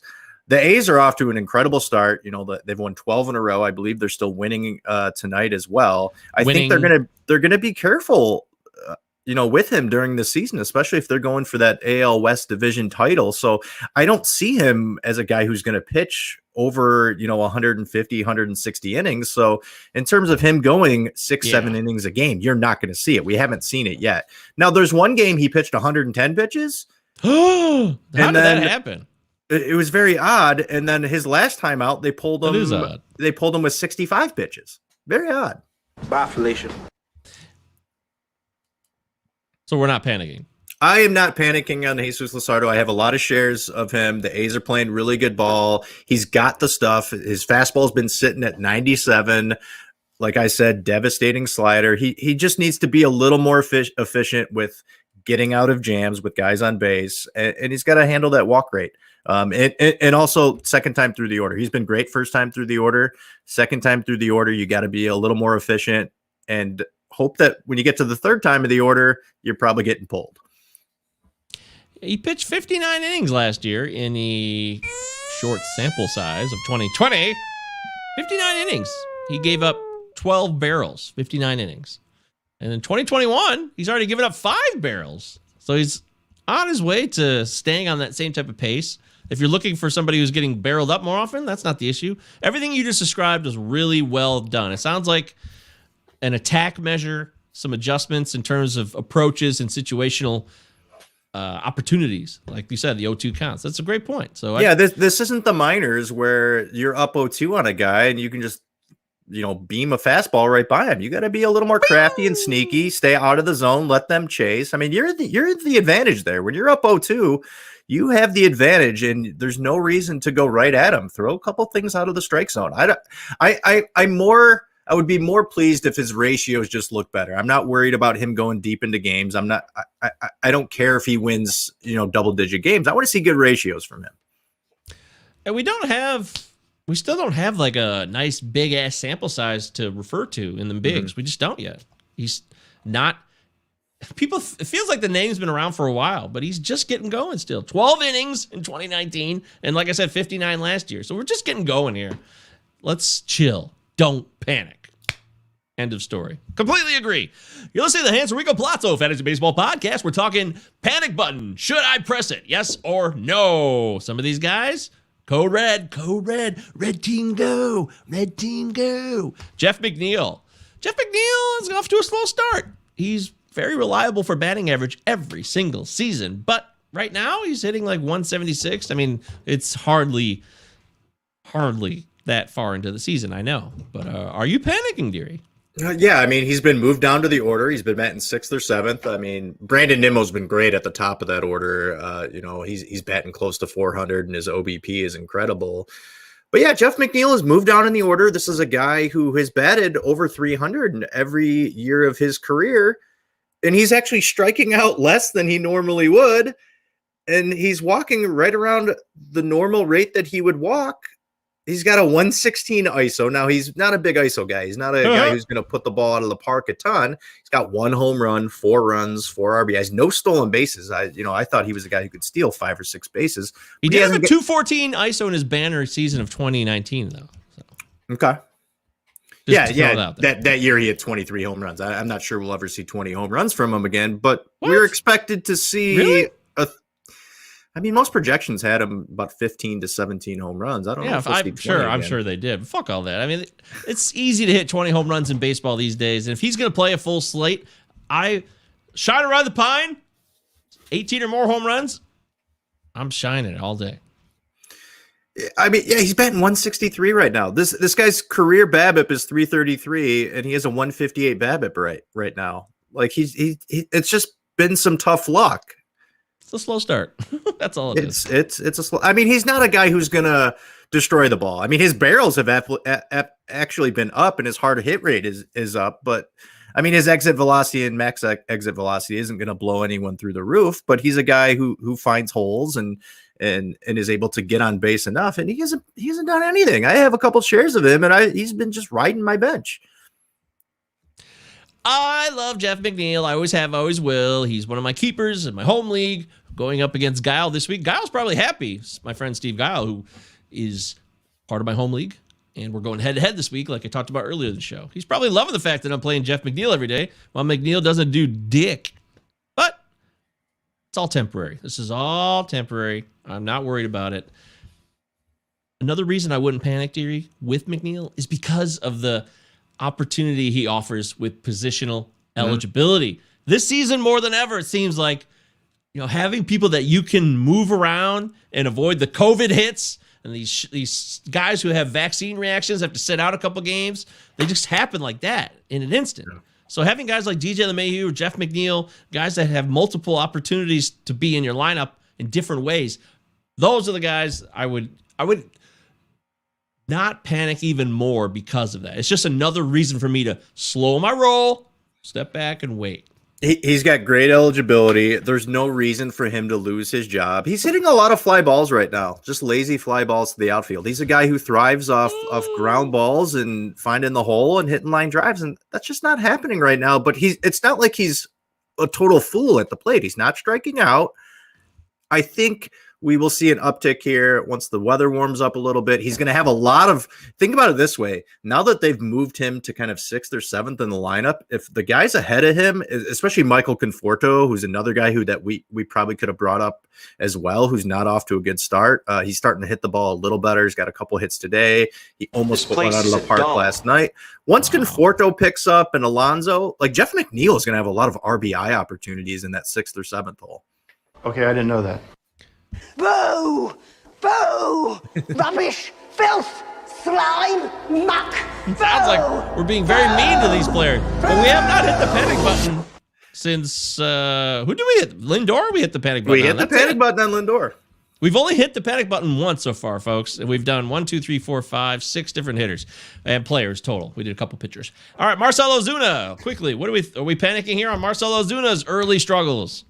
I had a really difficult time with this one because I just couldn't find reasons on why to panic or be super excited that things are going to, pick up and he's going to, get it together. He only has 1 home run. He's striking out a ton. His K percentage is up and his hard hit rate is down. That's him. That's him striking out. I tried looking into past years to see if he's a slow starter, and there's really nothing that would make me believe that he's a slow starter or a fast starter. He's had years where he started out great and other years where he hasn't been great. So he had a much better second half in 2020. And in 2018, he did the same thing. But in 2019, he was better in the first half than the second half when he was with St. Louis. His launch angle and his fly ball rate is right on par, but he's just not putting it over the fence. So with that hard hit rate being down, he hasn't seemed to pick it up quite yet. And a lot of people are upset because he was someone that I talked about being a possible, threat to be an MVP candidate if he could, extrapolate those numbers that he did last year through 60 games. Yeah, I'm not going to panic. It's still early. The guy knows how to hit the ball. He crushes the ball when he does make contact. And even the strikeout rate, as you alluded to, he's striking out a lot right now. It's still under 30. It's not like he's striking out 50% of the time or 40% of the time. So yeah, it's just a tick up. It's not like Javi Baez, 48%. Yeah, so I would say don't panic. I wasn't a huge Marcell Ozuna fan coming into the season. I mean, his first name's Marcel. That's strange. I don't know anybody named Marcel. Have you ever met a Marcel? No. Yeah, me neither. But I'll allow that. I'll move forward from that. I will tell you this. He can have seasons where he's just not on. Yeah. So monitor this. Don't hit the panic button right now at all. But if we're in the middle of May and it's getting late May and he's still stinking up the yard, then I would start creeping towards the panic button and possibly tickling it just once. Well, I mean, the Braves are going to be good, so the opportunities are going to be. That's a good point. Yeah, the opportunities are going to be there. If this continues for a couple weeks, I would become a buyer for him because that price is just going to keep dropping. What's great about a guy like Jeff McNeil that we just talked about, his price is going to be really, really low. And if you're in a league where batting average is one of your categories, I mean, Jeff McNeil is probably still going to bat 300 this year. He doesn't have a ton of plate appearances yet. He's going to pick it up. He'll probably have like a 3-4 week stretch where he bats 400. Go ahead and go grab Jeff McNeil right now because I think the price is really, really low. Low low prices, low financing on Ian Happ. Ian Happ is struggling. What do we think of Ian Happ, Deary? He was given the keys to the castle, the kingdom, hitting leadoff, and a lineup that is, some players are starting to heat up. What about Ian Happ? Ian Happ's not the guy who's heating up. I was all over Ian Happ. I'm like, man, 20 home runs, 100 runs being top of the lineup. He's got 6 runs, 1 RBI, 1 home run. It's been rough, but he's getting on base. 17.8% walk percentage. He's getting on base, hasn't really had any opportunities to steal any bases. Batting 155, can't get any worse than that. Like we just talked about. I mean, the Cubs scored 15 runs today. The Cubs are going to start to heat up. I might start getting concerned about his playing time, though. Now he is someone. I mean, Nico Horner did come up. He did. I love Nico Horner. Happ can play infield. He can play outfield. He's getting most of the at-bats in the outfield, and he's been leading off. I'm going to be really afraid if they drop him lower in that lineup and he starts losing time. He hasn't played every single game this past week. So sounds like you're a little concerned then. Now, yeah, I am a little concerned, but his hard hit rate is up. Exit velocity looked great. He's barreling the ball just on his career average. So those things are encouraging. So it could. What if he doesn't make contact though? Well, yeah, that is concerning. Right? That's always been the issue with him. Strikeouts. He's striking out 28% of the time. It's not god awful, but it's still not good. And I don't think there's somebody who's going to immediately take his job though, because his defense is pretty good in center field too. I mean, it's not elite. Yeah. It's solid though. Nico Horner is going. This is a breaking news from Nico Horner. He's going to get more playing time in the outfield, so he'll get outfield eligibility soon. So that's something to keep an eye on. He could play anywhere really, but he's mainly second base, shortstop eligibility right now. But it has been said that he's going to get more opportunity in the outfield. So if Happ continues to stink up the yard, remember that movie Stomp the Yard? Was that the name of that movie? Yeah, that was Stomp real. the Yard. What was that about? Stomp. I never saw it. It's like a dance movie or something. I don't know. Just dance. Well, yeah, I mean, the problem is like I can live with 25 to 30% K percentage if you're going to hit 25 to 30 home runs, but he's not doing that, and he's also not stealing bases. You're not going to do that. Yeah, Ian Happ, I think we're going to press the. Are we going to press the panic button on this one? Launch angle also down, career low. What's the big difference? It's going backwards from 16 in 2019, 9 last year, 5.8 this year, launch angle. Not good. It sounds like mechanical adjustments might be. If he needs to have mechanical adjustments again after all the bullshit he's been through just to get back to this point, that's not good, man. That's bad news. That's a struggle. I'm pressing the panic button on Ian Happ. Yeah, I think I'm with you. I think I would be doing it with you. We'd be like the two people with the keys to the nuclear. You got to turn the key at the same time. I'd probably do it with you. I would. I'd be really concerned. Let me throw this one in here real quick. We had a Wendy, good pal, friend of the show, Wendy. I don't know.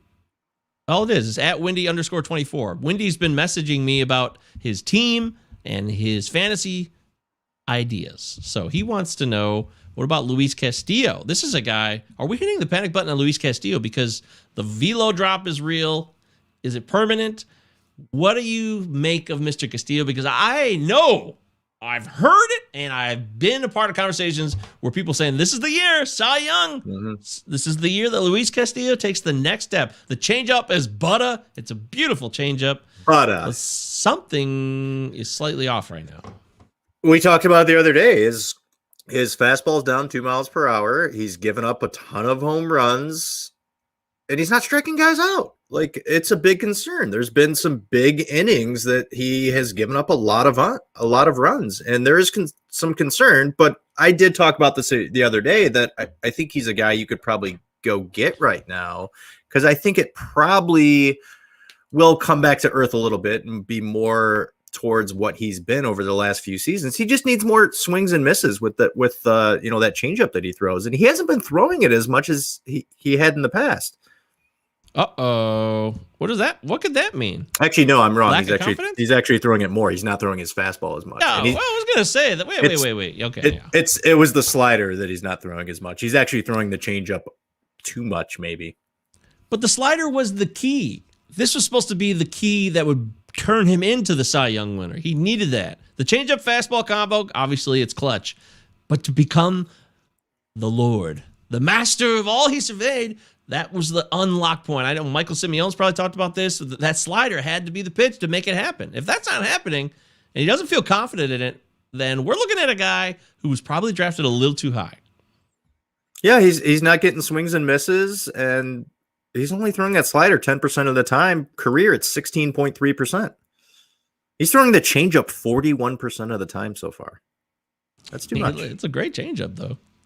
It is, but what the big factor here is, through looking at these StatCast numbers, is that he's not confident with the fastball because he's not throwing it as much, and he's not throwing it as hard. Injury possibility or just confidence issues? I don't know.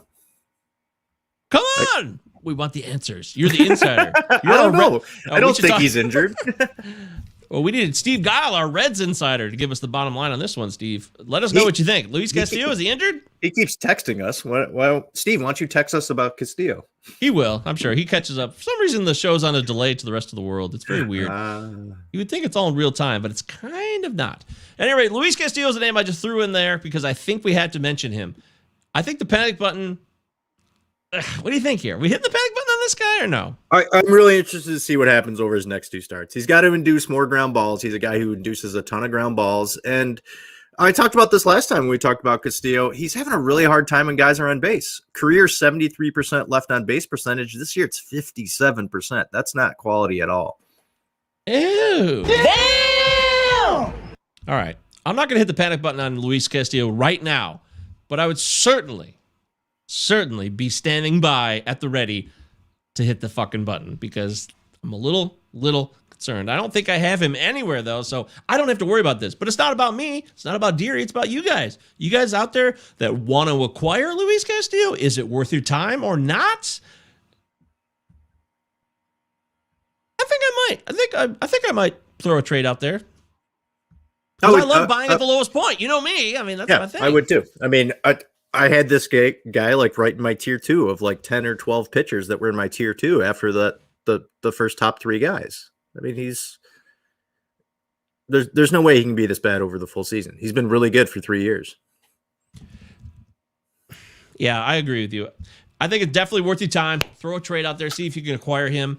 And especially if you need some starting pitching, if you've had people that hit the IL, injuries, need to fill spots, need to get those innings eaten up. But you won't want to give up too much. Don't give up too much, but you won't have to because this is the best time to trade for a guy. When he's in the shitter and everybody thinks he's trash, that's the time to strike. Right? All right.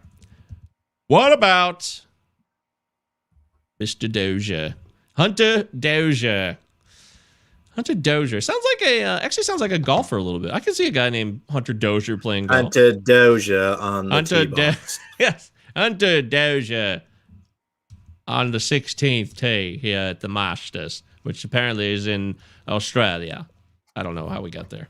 All right, yeah. So Hunter Dozier, boy, I love Hunter Dozier, and I was so hyped on Hunter Dozier. But as the drafting season moved forward, I found myself less and less motivated to pick him, and I wasn't picking him as much. I suddenly had a fear like, oh, I don't want to have too much exposure to Hunter Dozier if things don't work out. And now we're at that point where things are not working out at this time. But he couldn't be any worse, right? He's batting 140. Right. It's not good. It's not good now. He only has 47 plate appearances. He's only played in 13 games. He was held out the first couple weeks of the season, but he has not looked good. He's striking out just like he normally does, right around 27, but 26, he also had the injury, though. He had that injury the first couple of days. So thumb. He sat out, I believe, the first 5 games. We'll check that, but I want to make sure it's the thumb. I don't know which thumb it was, but it was definitely a thumb. And if there's a thumb issue there, that's something that he didn't hit the IL for. But if he's trying to tough it out, that could lead to what we're seeing right now, right? Yeah, I would agree. I mean, it's even when you come back from any type of thumb injury, especially if you haven't been able to get the reps and take some swings in the cage, like. There's going to be some rust, especially when you miss the first week of the season.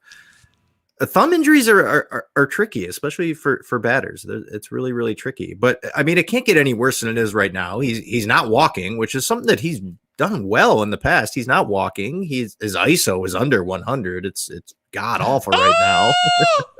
Yeah, it's bad. But again, here we are at the lowest point.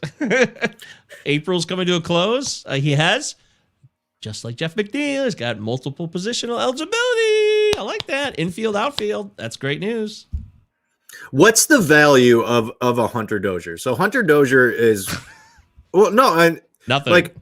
No, I don't think it's nothing over a full season. I mean, this is a guy who's hit over 25 home runs. He's had close to 80 runs, 84 RBIs. He's swiped a couple bags. He batted close to 280 in 2019. That was his big full season. That's when we're all hoping for the breakout the next year. And last year didn't look that encouraging.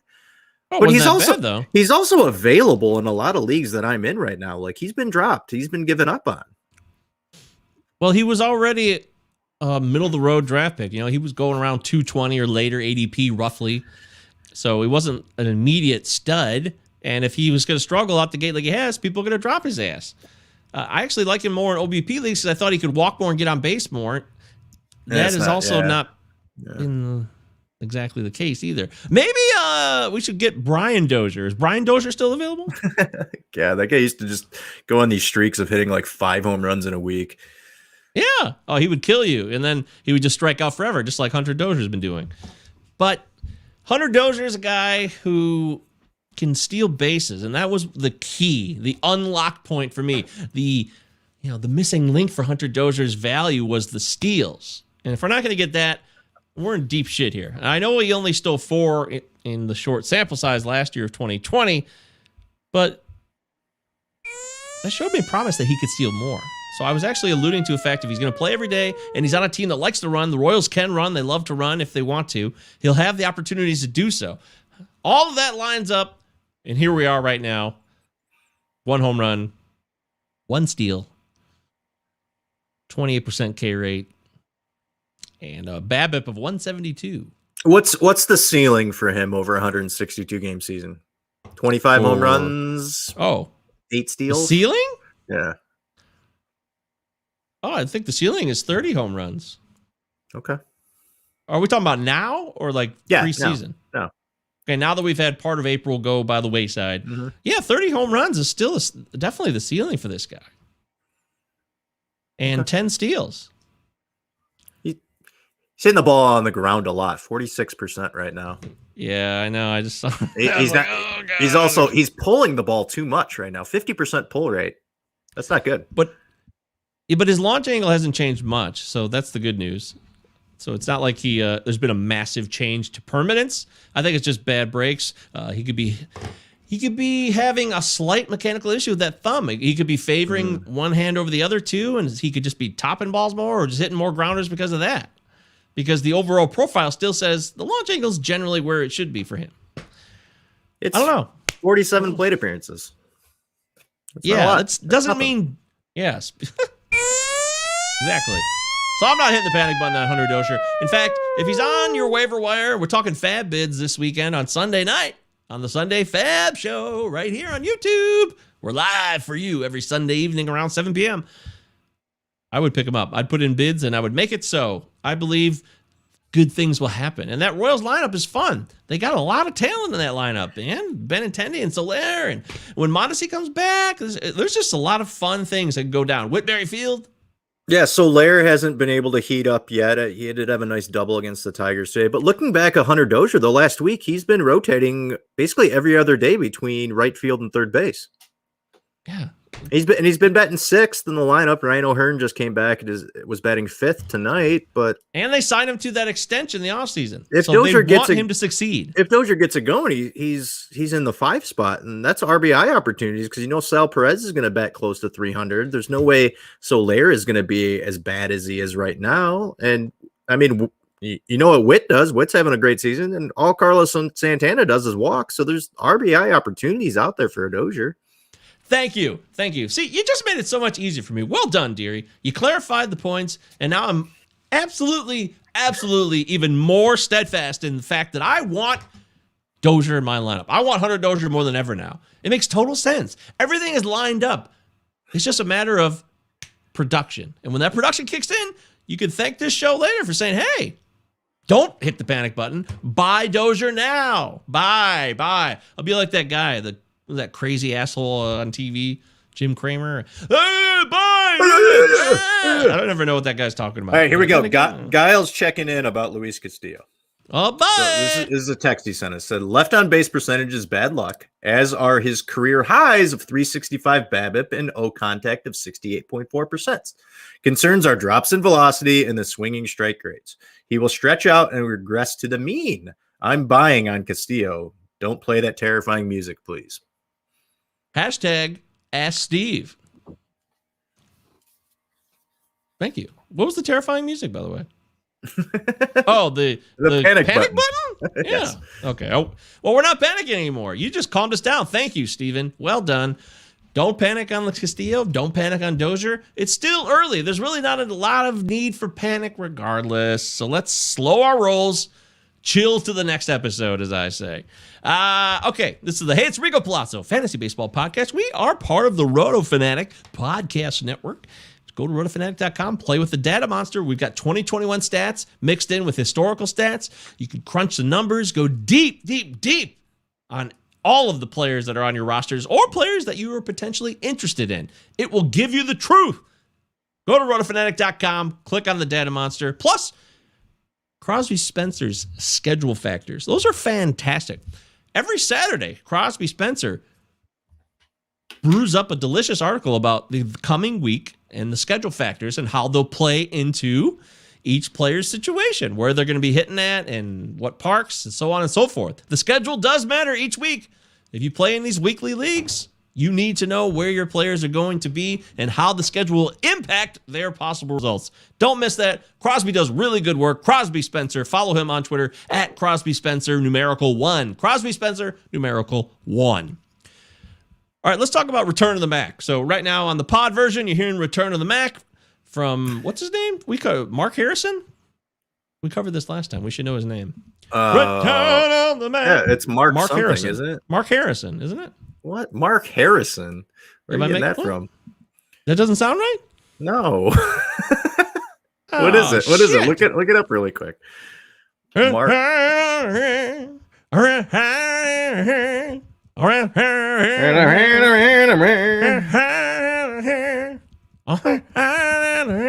right. So players will be returning. Mark Morrison. Oh, see, I was close. Mark Harrison. Mark Morrison. It's completely different. Remember Jim Morrison on the Tigers? Oh, yeah. Yeah. He played for the Pirates, too. They're talking about Morrison of the Doors. No. I'm thinking Jim Morrison played third base for the Tigers for a bit. I think he was on the playoff team in 87. Bill Madlock, too. Bill Madlock, another Pirate and Tiger. He was great. Bill Madlock won a couple batting titles. Yeah, with Pittsburgh, right? Yeah, he was like short and stout and chubby, but like he could hit. I love that guy. Bill Madlock was a lot of fun. I love Bill Madlock. Yeah, we didn't get him in the Tigers till he was close to 40.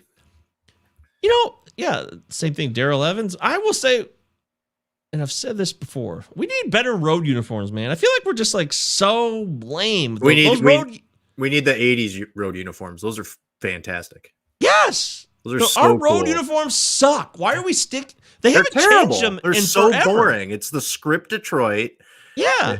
Like the old road uniforms was like the block Detroit, and like there was a ton orange. There was a ton of orange in it, which I liked it. They had the orange stripe on the pants, down the side, and on the belt seam. I love those. When I play MLB The Show with the Tigers, I always go to those 80s uniforms. Those are great. I know. Me too. We have the boringest road uniforms in the whole league. They're so boring. I know. Which We can't is even such get a like travesty. We can't even get like an alternate jersey. Like all these other teams have like alternate jerseys.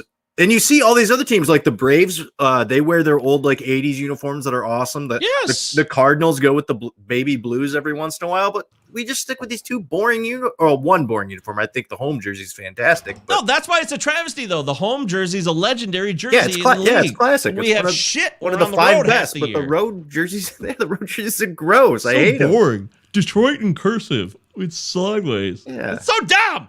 Fix your fucking road jerseys, Tigers. Give us something. We'll buy it. You want us to buy it? Then make something cool. Yeah. Damn it. The road hat is orange. awesome. I love the road hat with the orange logo. But Yes. like, come on. Yes, the orange road D is fantastic, just like the white English D at home is fantastic. But you're doing nothing bad. there. It's so bad. Where's the creativity? Where's the marketing department? Or, who are these people? Oh, God. All right. I'm so glad you agree with me, though, because it's so boring. So lame. It takes the fun out of it. Remember the logo they ran in like the early 90s with the actual like tiger in the logo coming out? That was pretty bad too. That was bad. Well, at least they're trying. They ran that as like a third logo on the hat too, and it didn't work well, but at least they tried, right? Yes, at least they fucking tried. God. All right, so let's talk about Return of the Mac. Who's coming back tomorrow? Well, right now, this show's being recorded on Friday night. Drew Smiley's back. He's ready to rock. Apparently, the forearm strain is no more. And he's going to go to town against those Diamondbacks. What do you think of that, Deary? Are you excited for Drew Smiley's return? I'm not a Smiley fan. We talked about this preseason. I just can't dig into why everybody likes him. Sure, the K rate was fantastic last year, and he wasn't walking as many people as he normally had, but I can't buy in on Smiley. Like, I just don't get it. I mean, through 2 starts this year, he hasn't been very good.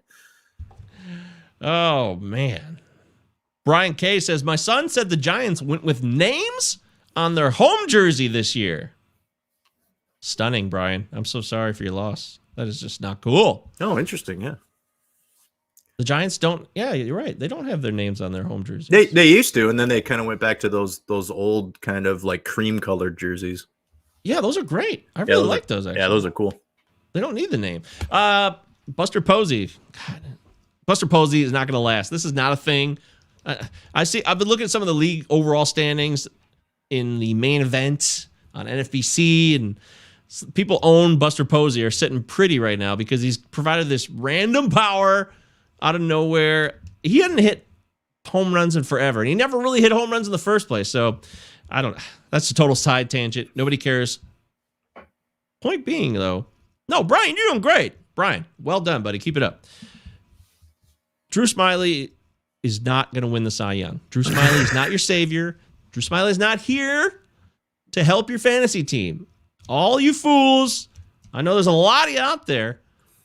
Me and Deary, we've done the damn thing. We've done this dance. We know the Drew Smiley dance.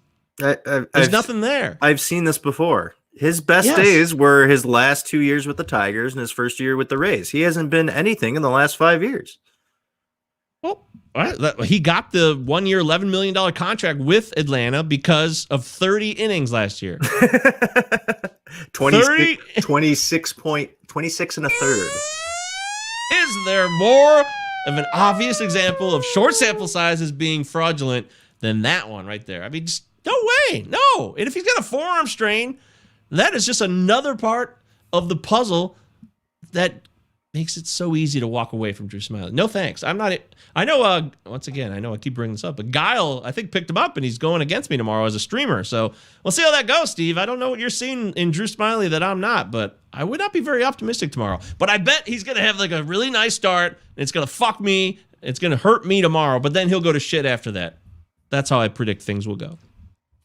Not a believer. Okay. Oh, that's good to know. Nico Horner is back with the Cubs. He was called back up. He played today, too, and he got in some action, scored a couple runs, had a few walks, was part of the dominant performance against the Brewers today, 15-2. I love Nico Horner. I love him. I already loved him. I drafted him in GLARF, Great Lakes area, Roto Fantasy League that I'm in with a bunch of other fantasy analysts, strictly from the Great Lakes area.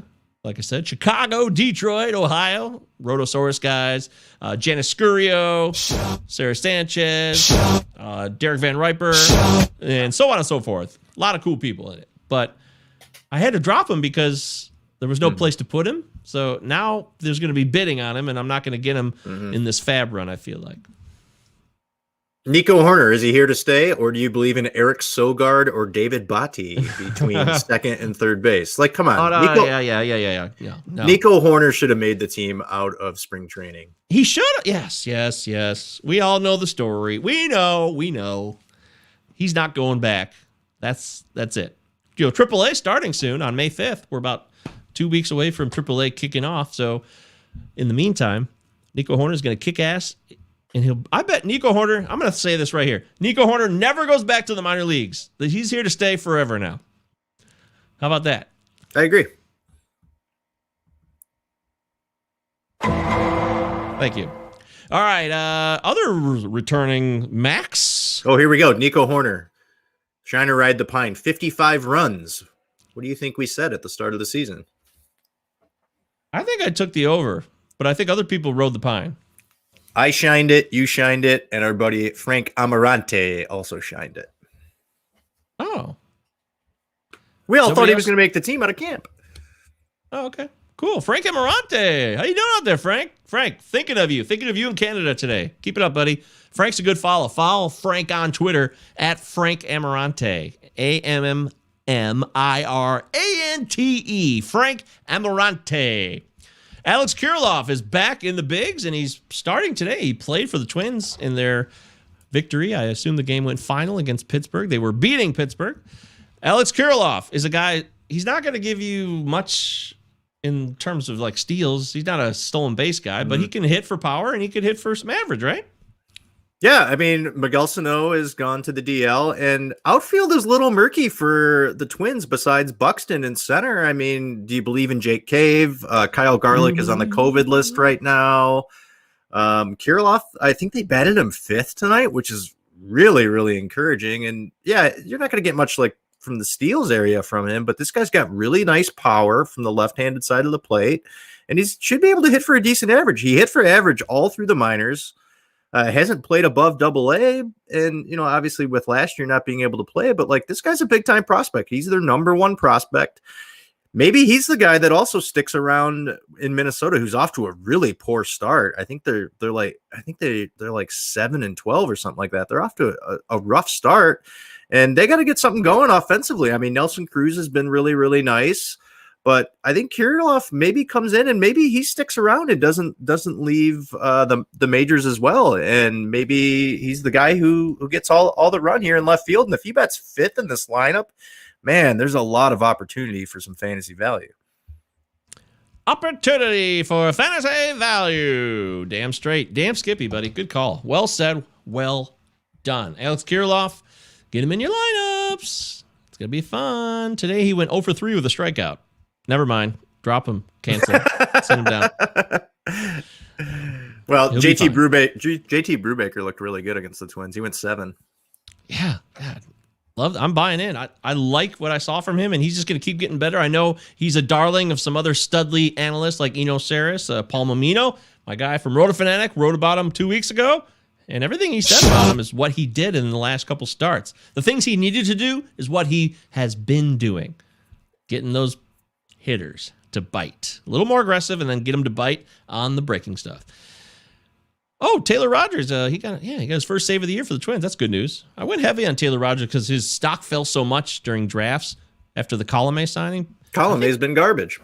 Yeah, I think Rogers has always been there, and he's going to get saved, so that's good news. Yay! Yay! Anybody else coming back? Anybody else we forgot? Those are really the only guys I could really think of. Oh, yeah. It's mentioned a few guys the other day, but I don't think anything else in terms of value. Oh. Okay, well, that's fine. We just wanted to let you know that the Mac is coming back. A Mac attack. Big Mac. You prefer a Big Mac or a quarter pounder? Quarter pounder with cheese. Yeah, I always went quarter pounder over the Big Mac. I don't like lettuce on burgers. I don't like a bun in the middle of my burger. Why does it have to be another piece of bread in the middle of my burger? Too many buns. Yeah, too many buns. I think I've maybe had a Big Mac 4 or 5 times in my life, and I've probably eaten at McDonald's well over 1,000 times, right? Over 40 years. I'm sure. Yes. You know who loves Big Macs? Luke. Luke loves Big Macs for some reason. It's so dumb. Every time we go to McDonald's, he's like, "Give me a Big Mac." Yes, he's weird. I don't understand why he did, but he loves that weird sauce on it. Yeah, it's too much going on. Yeah, it's trash. Okay. Yeah, I think that's it. I think we've done our duty here. I want to mention this. Zach McKinstry was the Fab darling. We do our Fab show on Sunday evening around 7:00, and he's on the IL now. Isn't that funny? That's too bad. $158 down the drain for somebody in my TGFBI. Brian, Adonis Garcia. Does he mean Adolis Garcia or Adonis? Because there's Adonis and Adolis. Seriously, Adolis is the Texas Ranger. There's 2 of them? Yeah, there is 2 of them. Yeah. Adolis is the guy the Rangers called up about 10 days ago, a week ago. And then Adonis, I think, plays for the Rays? Either way, Brian says he went deep again. Thanks, Brian. Thanks for keeping us updated. Thanks for participating in the live stream commentary. We love that. You guys have been very active tonight. Brian K., and of course, Steve's text, Ask Steve, hashtag Ask Steve. He'll tell you the truth. Mike Curlin popped in. Thank you, Mike. Dave Petrucci made a bogus trade. Sorry, Dave. Things will get better. Dave's also in last place of our league. Yes. Oh, is he really? I mean, I'm in like 10th place. It's not any better for me. Yeah, I was right. It was Adolis. Brian just verified. Adolis Garcia. Adolis. He's been hitting cleanup. He's got strikes out a shitload, but he's been hitting cleanup in the Rangers lineup. He can run too, so he's basically he's like a Frenchie Cordero type. You know, a lot of strikeouts, but speed power combo. So. Well, Rangers can score some runs. Nick Solak's looked great. I think Gallo went his first 16 games, got on base in every game. I mean, he's only going to bat like 220, but I mean, Nick Solak's been awesome. Yes, Nick Solak. That's a guy I have everywhere. Yep. Him and Ty France. I drafted the shit out of both those guys, and Shohei Ohtani when I could, but. People started catching on to Shohei as the draft season got closer to opening day. Yeah. At any rate, we love talking baseball with you folks. I am Michael Govier. He is Chris Deary. You can follow Chris at CDeary1999. That's Deer as in Deary Beloved, not the ones with the antlers or the ones that you hit with your car. And, of course, I'm at MJ Govier. G-O-V as in Victor, I-E-R on Twitter. And the Palazzo Podcast is available on YouTube, Twitter, Facebook. Most of our content pops out on the Twitter feed. 2 L's, 2 Z's. Utah, give me 2. And that's how we roll. I think we did a good show today, dear. What do you say? We went 2 hours, just us two. It's been a while. Usually we do that with a guest, but we went 2 hours. Here went 2 hours. All right. Well, hopefully you guys learned something and you have a takeaway. We'll be back on. Oh, by the way, Spencer Turnbull, my guy, he looked great in his first start back on Wednesday against the Pirates. Everyone's beating up on the Pirates. It's great. And he got a win in 5 innings pitched. Was not dominant, but he was rock solid, just like I expect him to be. He's a solid starter that you can have as your 4th or 5th rotation guy. Trust me, it'd be worth the time. Pick up Spencer Turnbull. Trust us, Jones. Trust us, Jones. Can't trust us. Who can you trust? We'll be back on Sunday for the Fab Show live here on YouTube.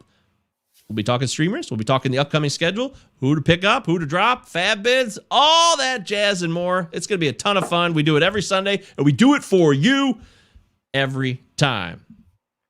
Christopher Deary. I am Michael Govier. Thank you so much for listening.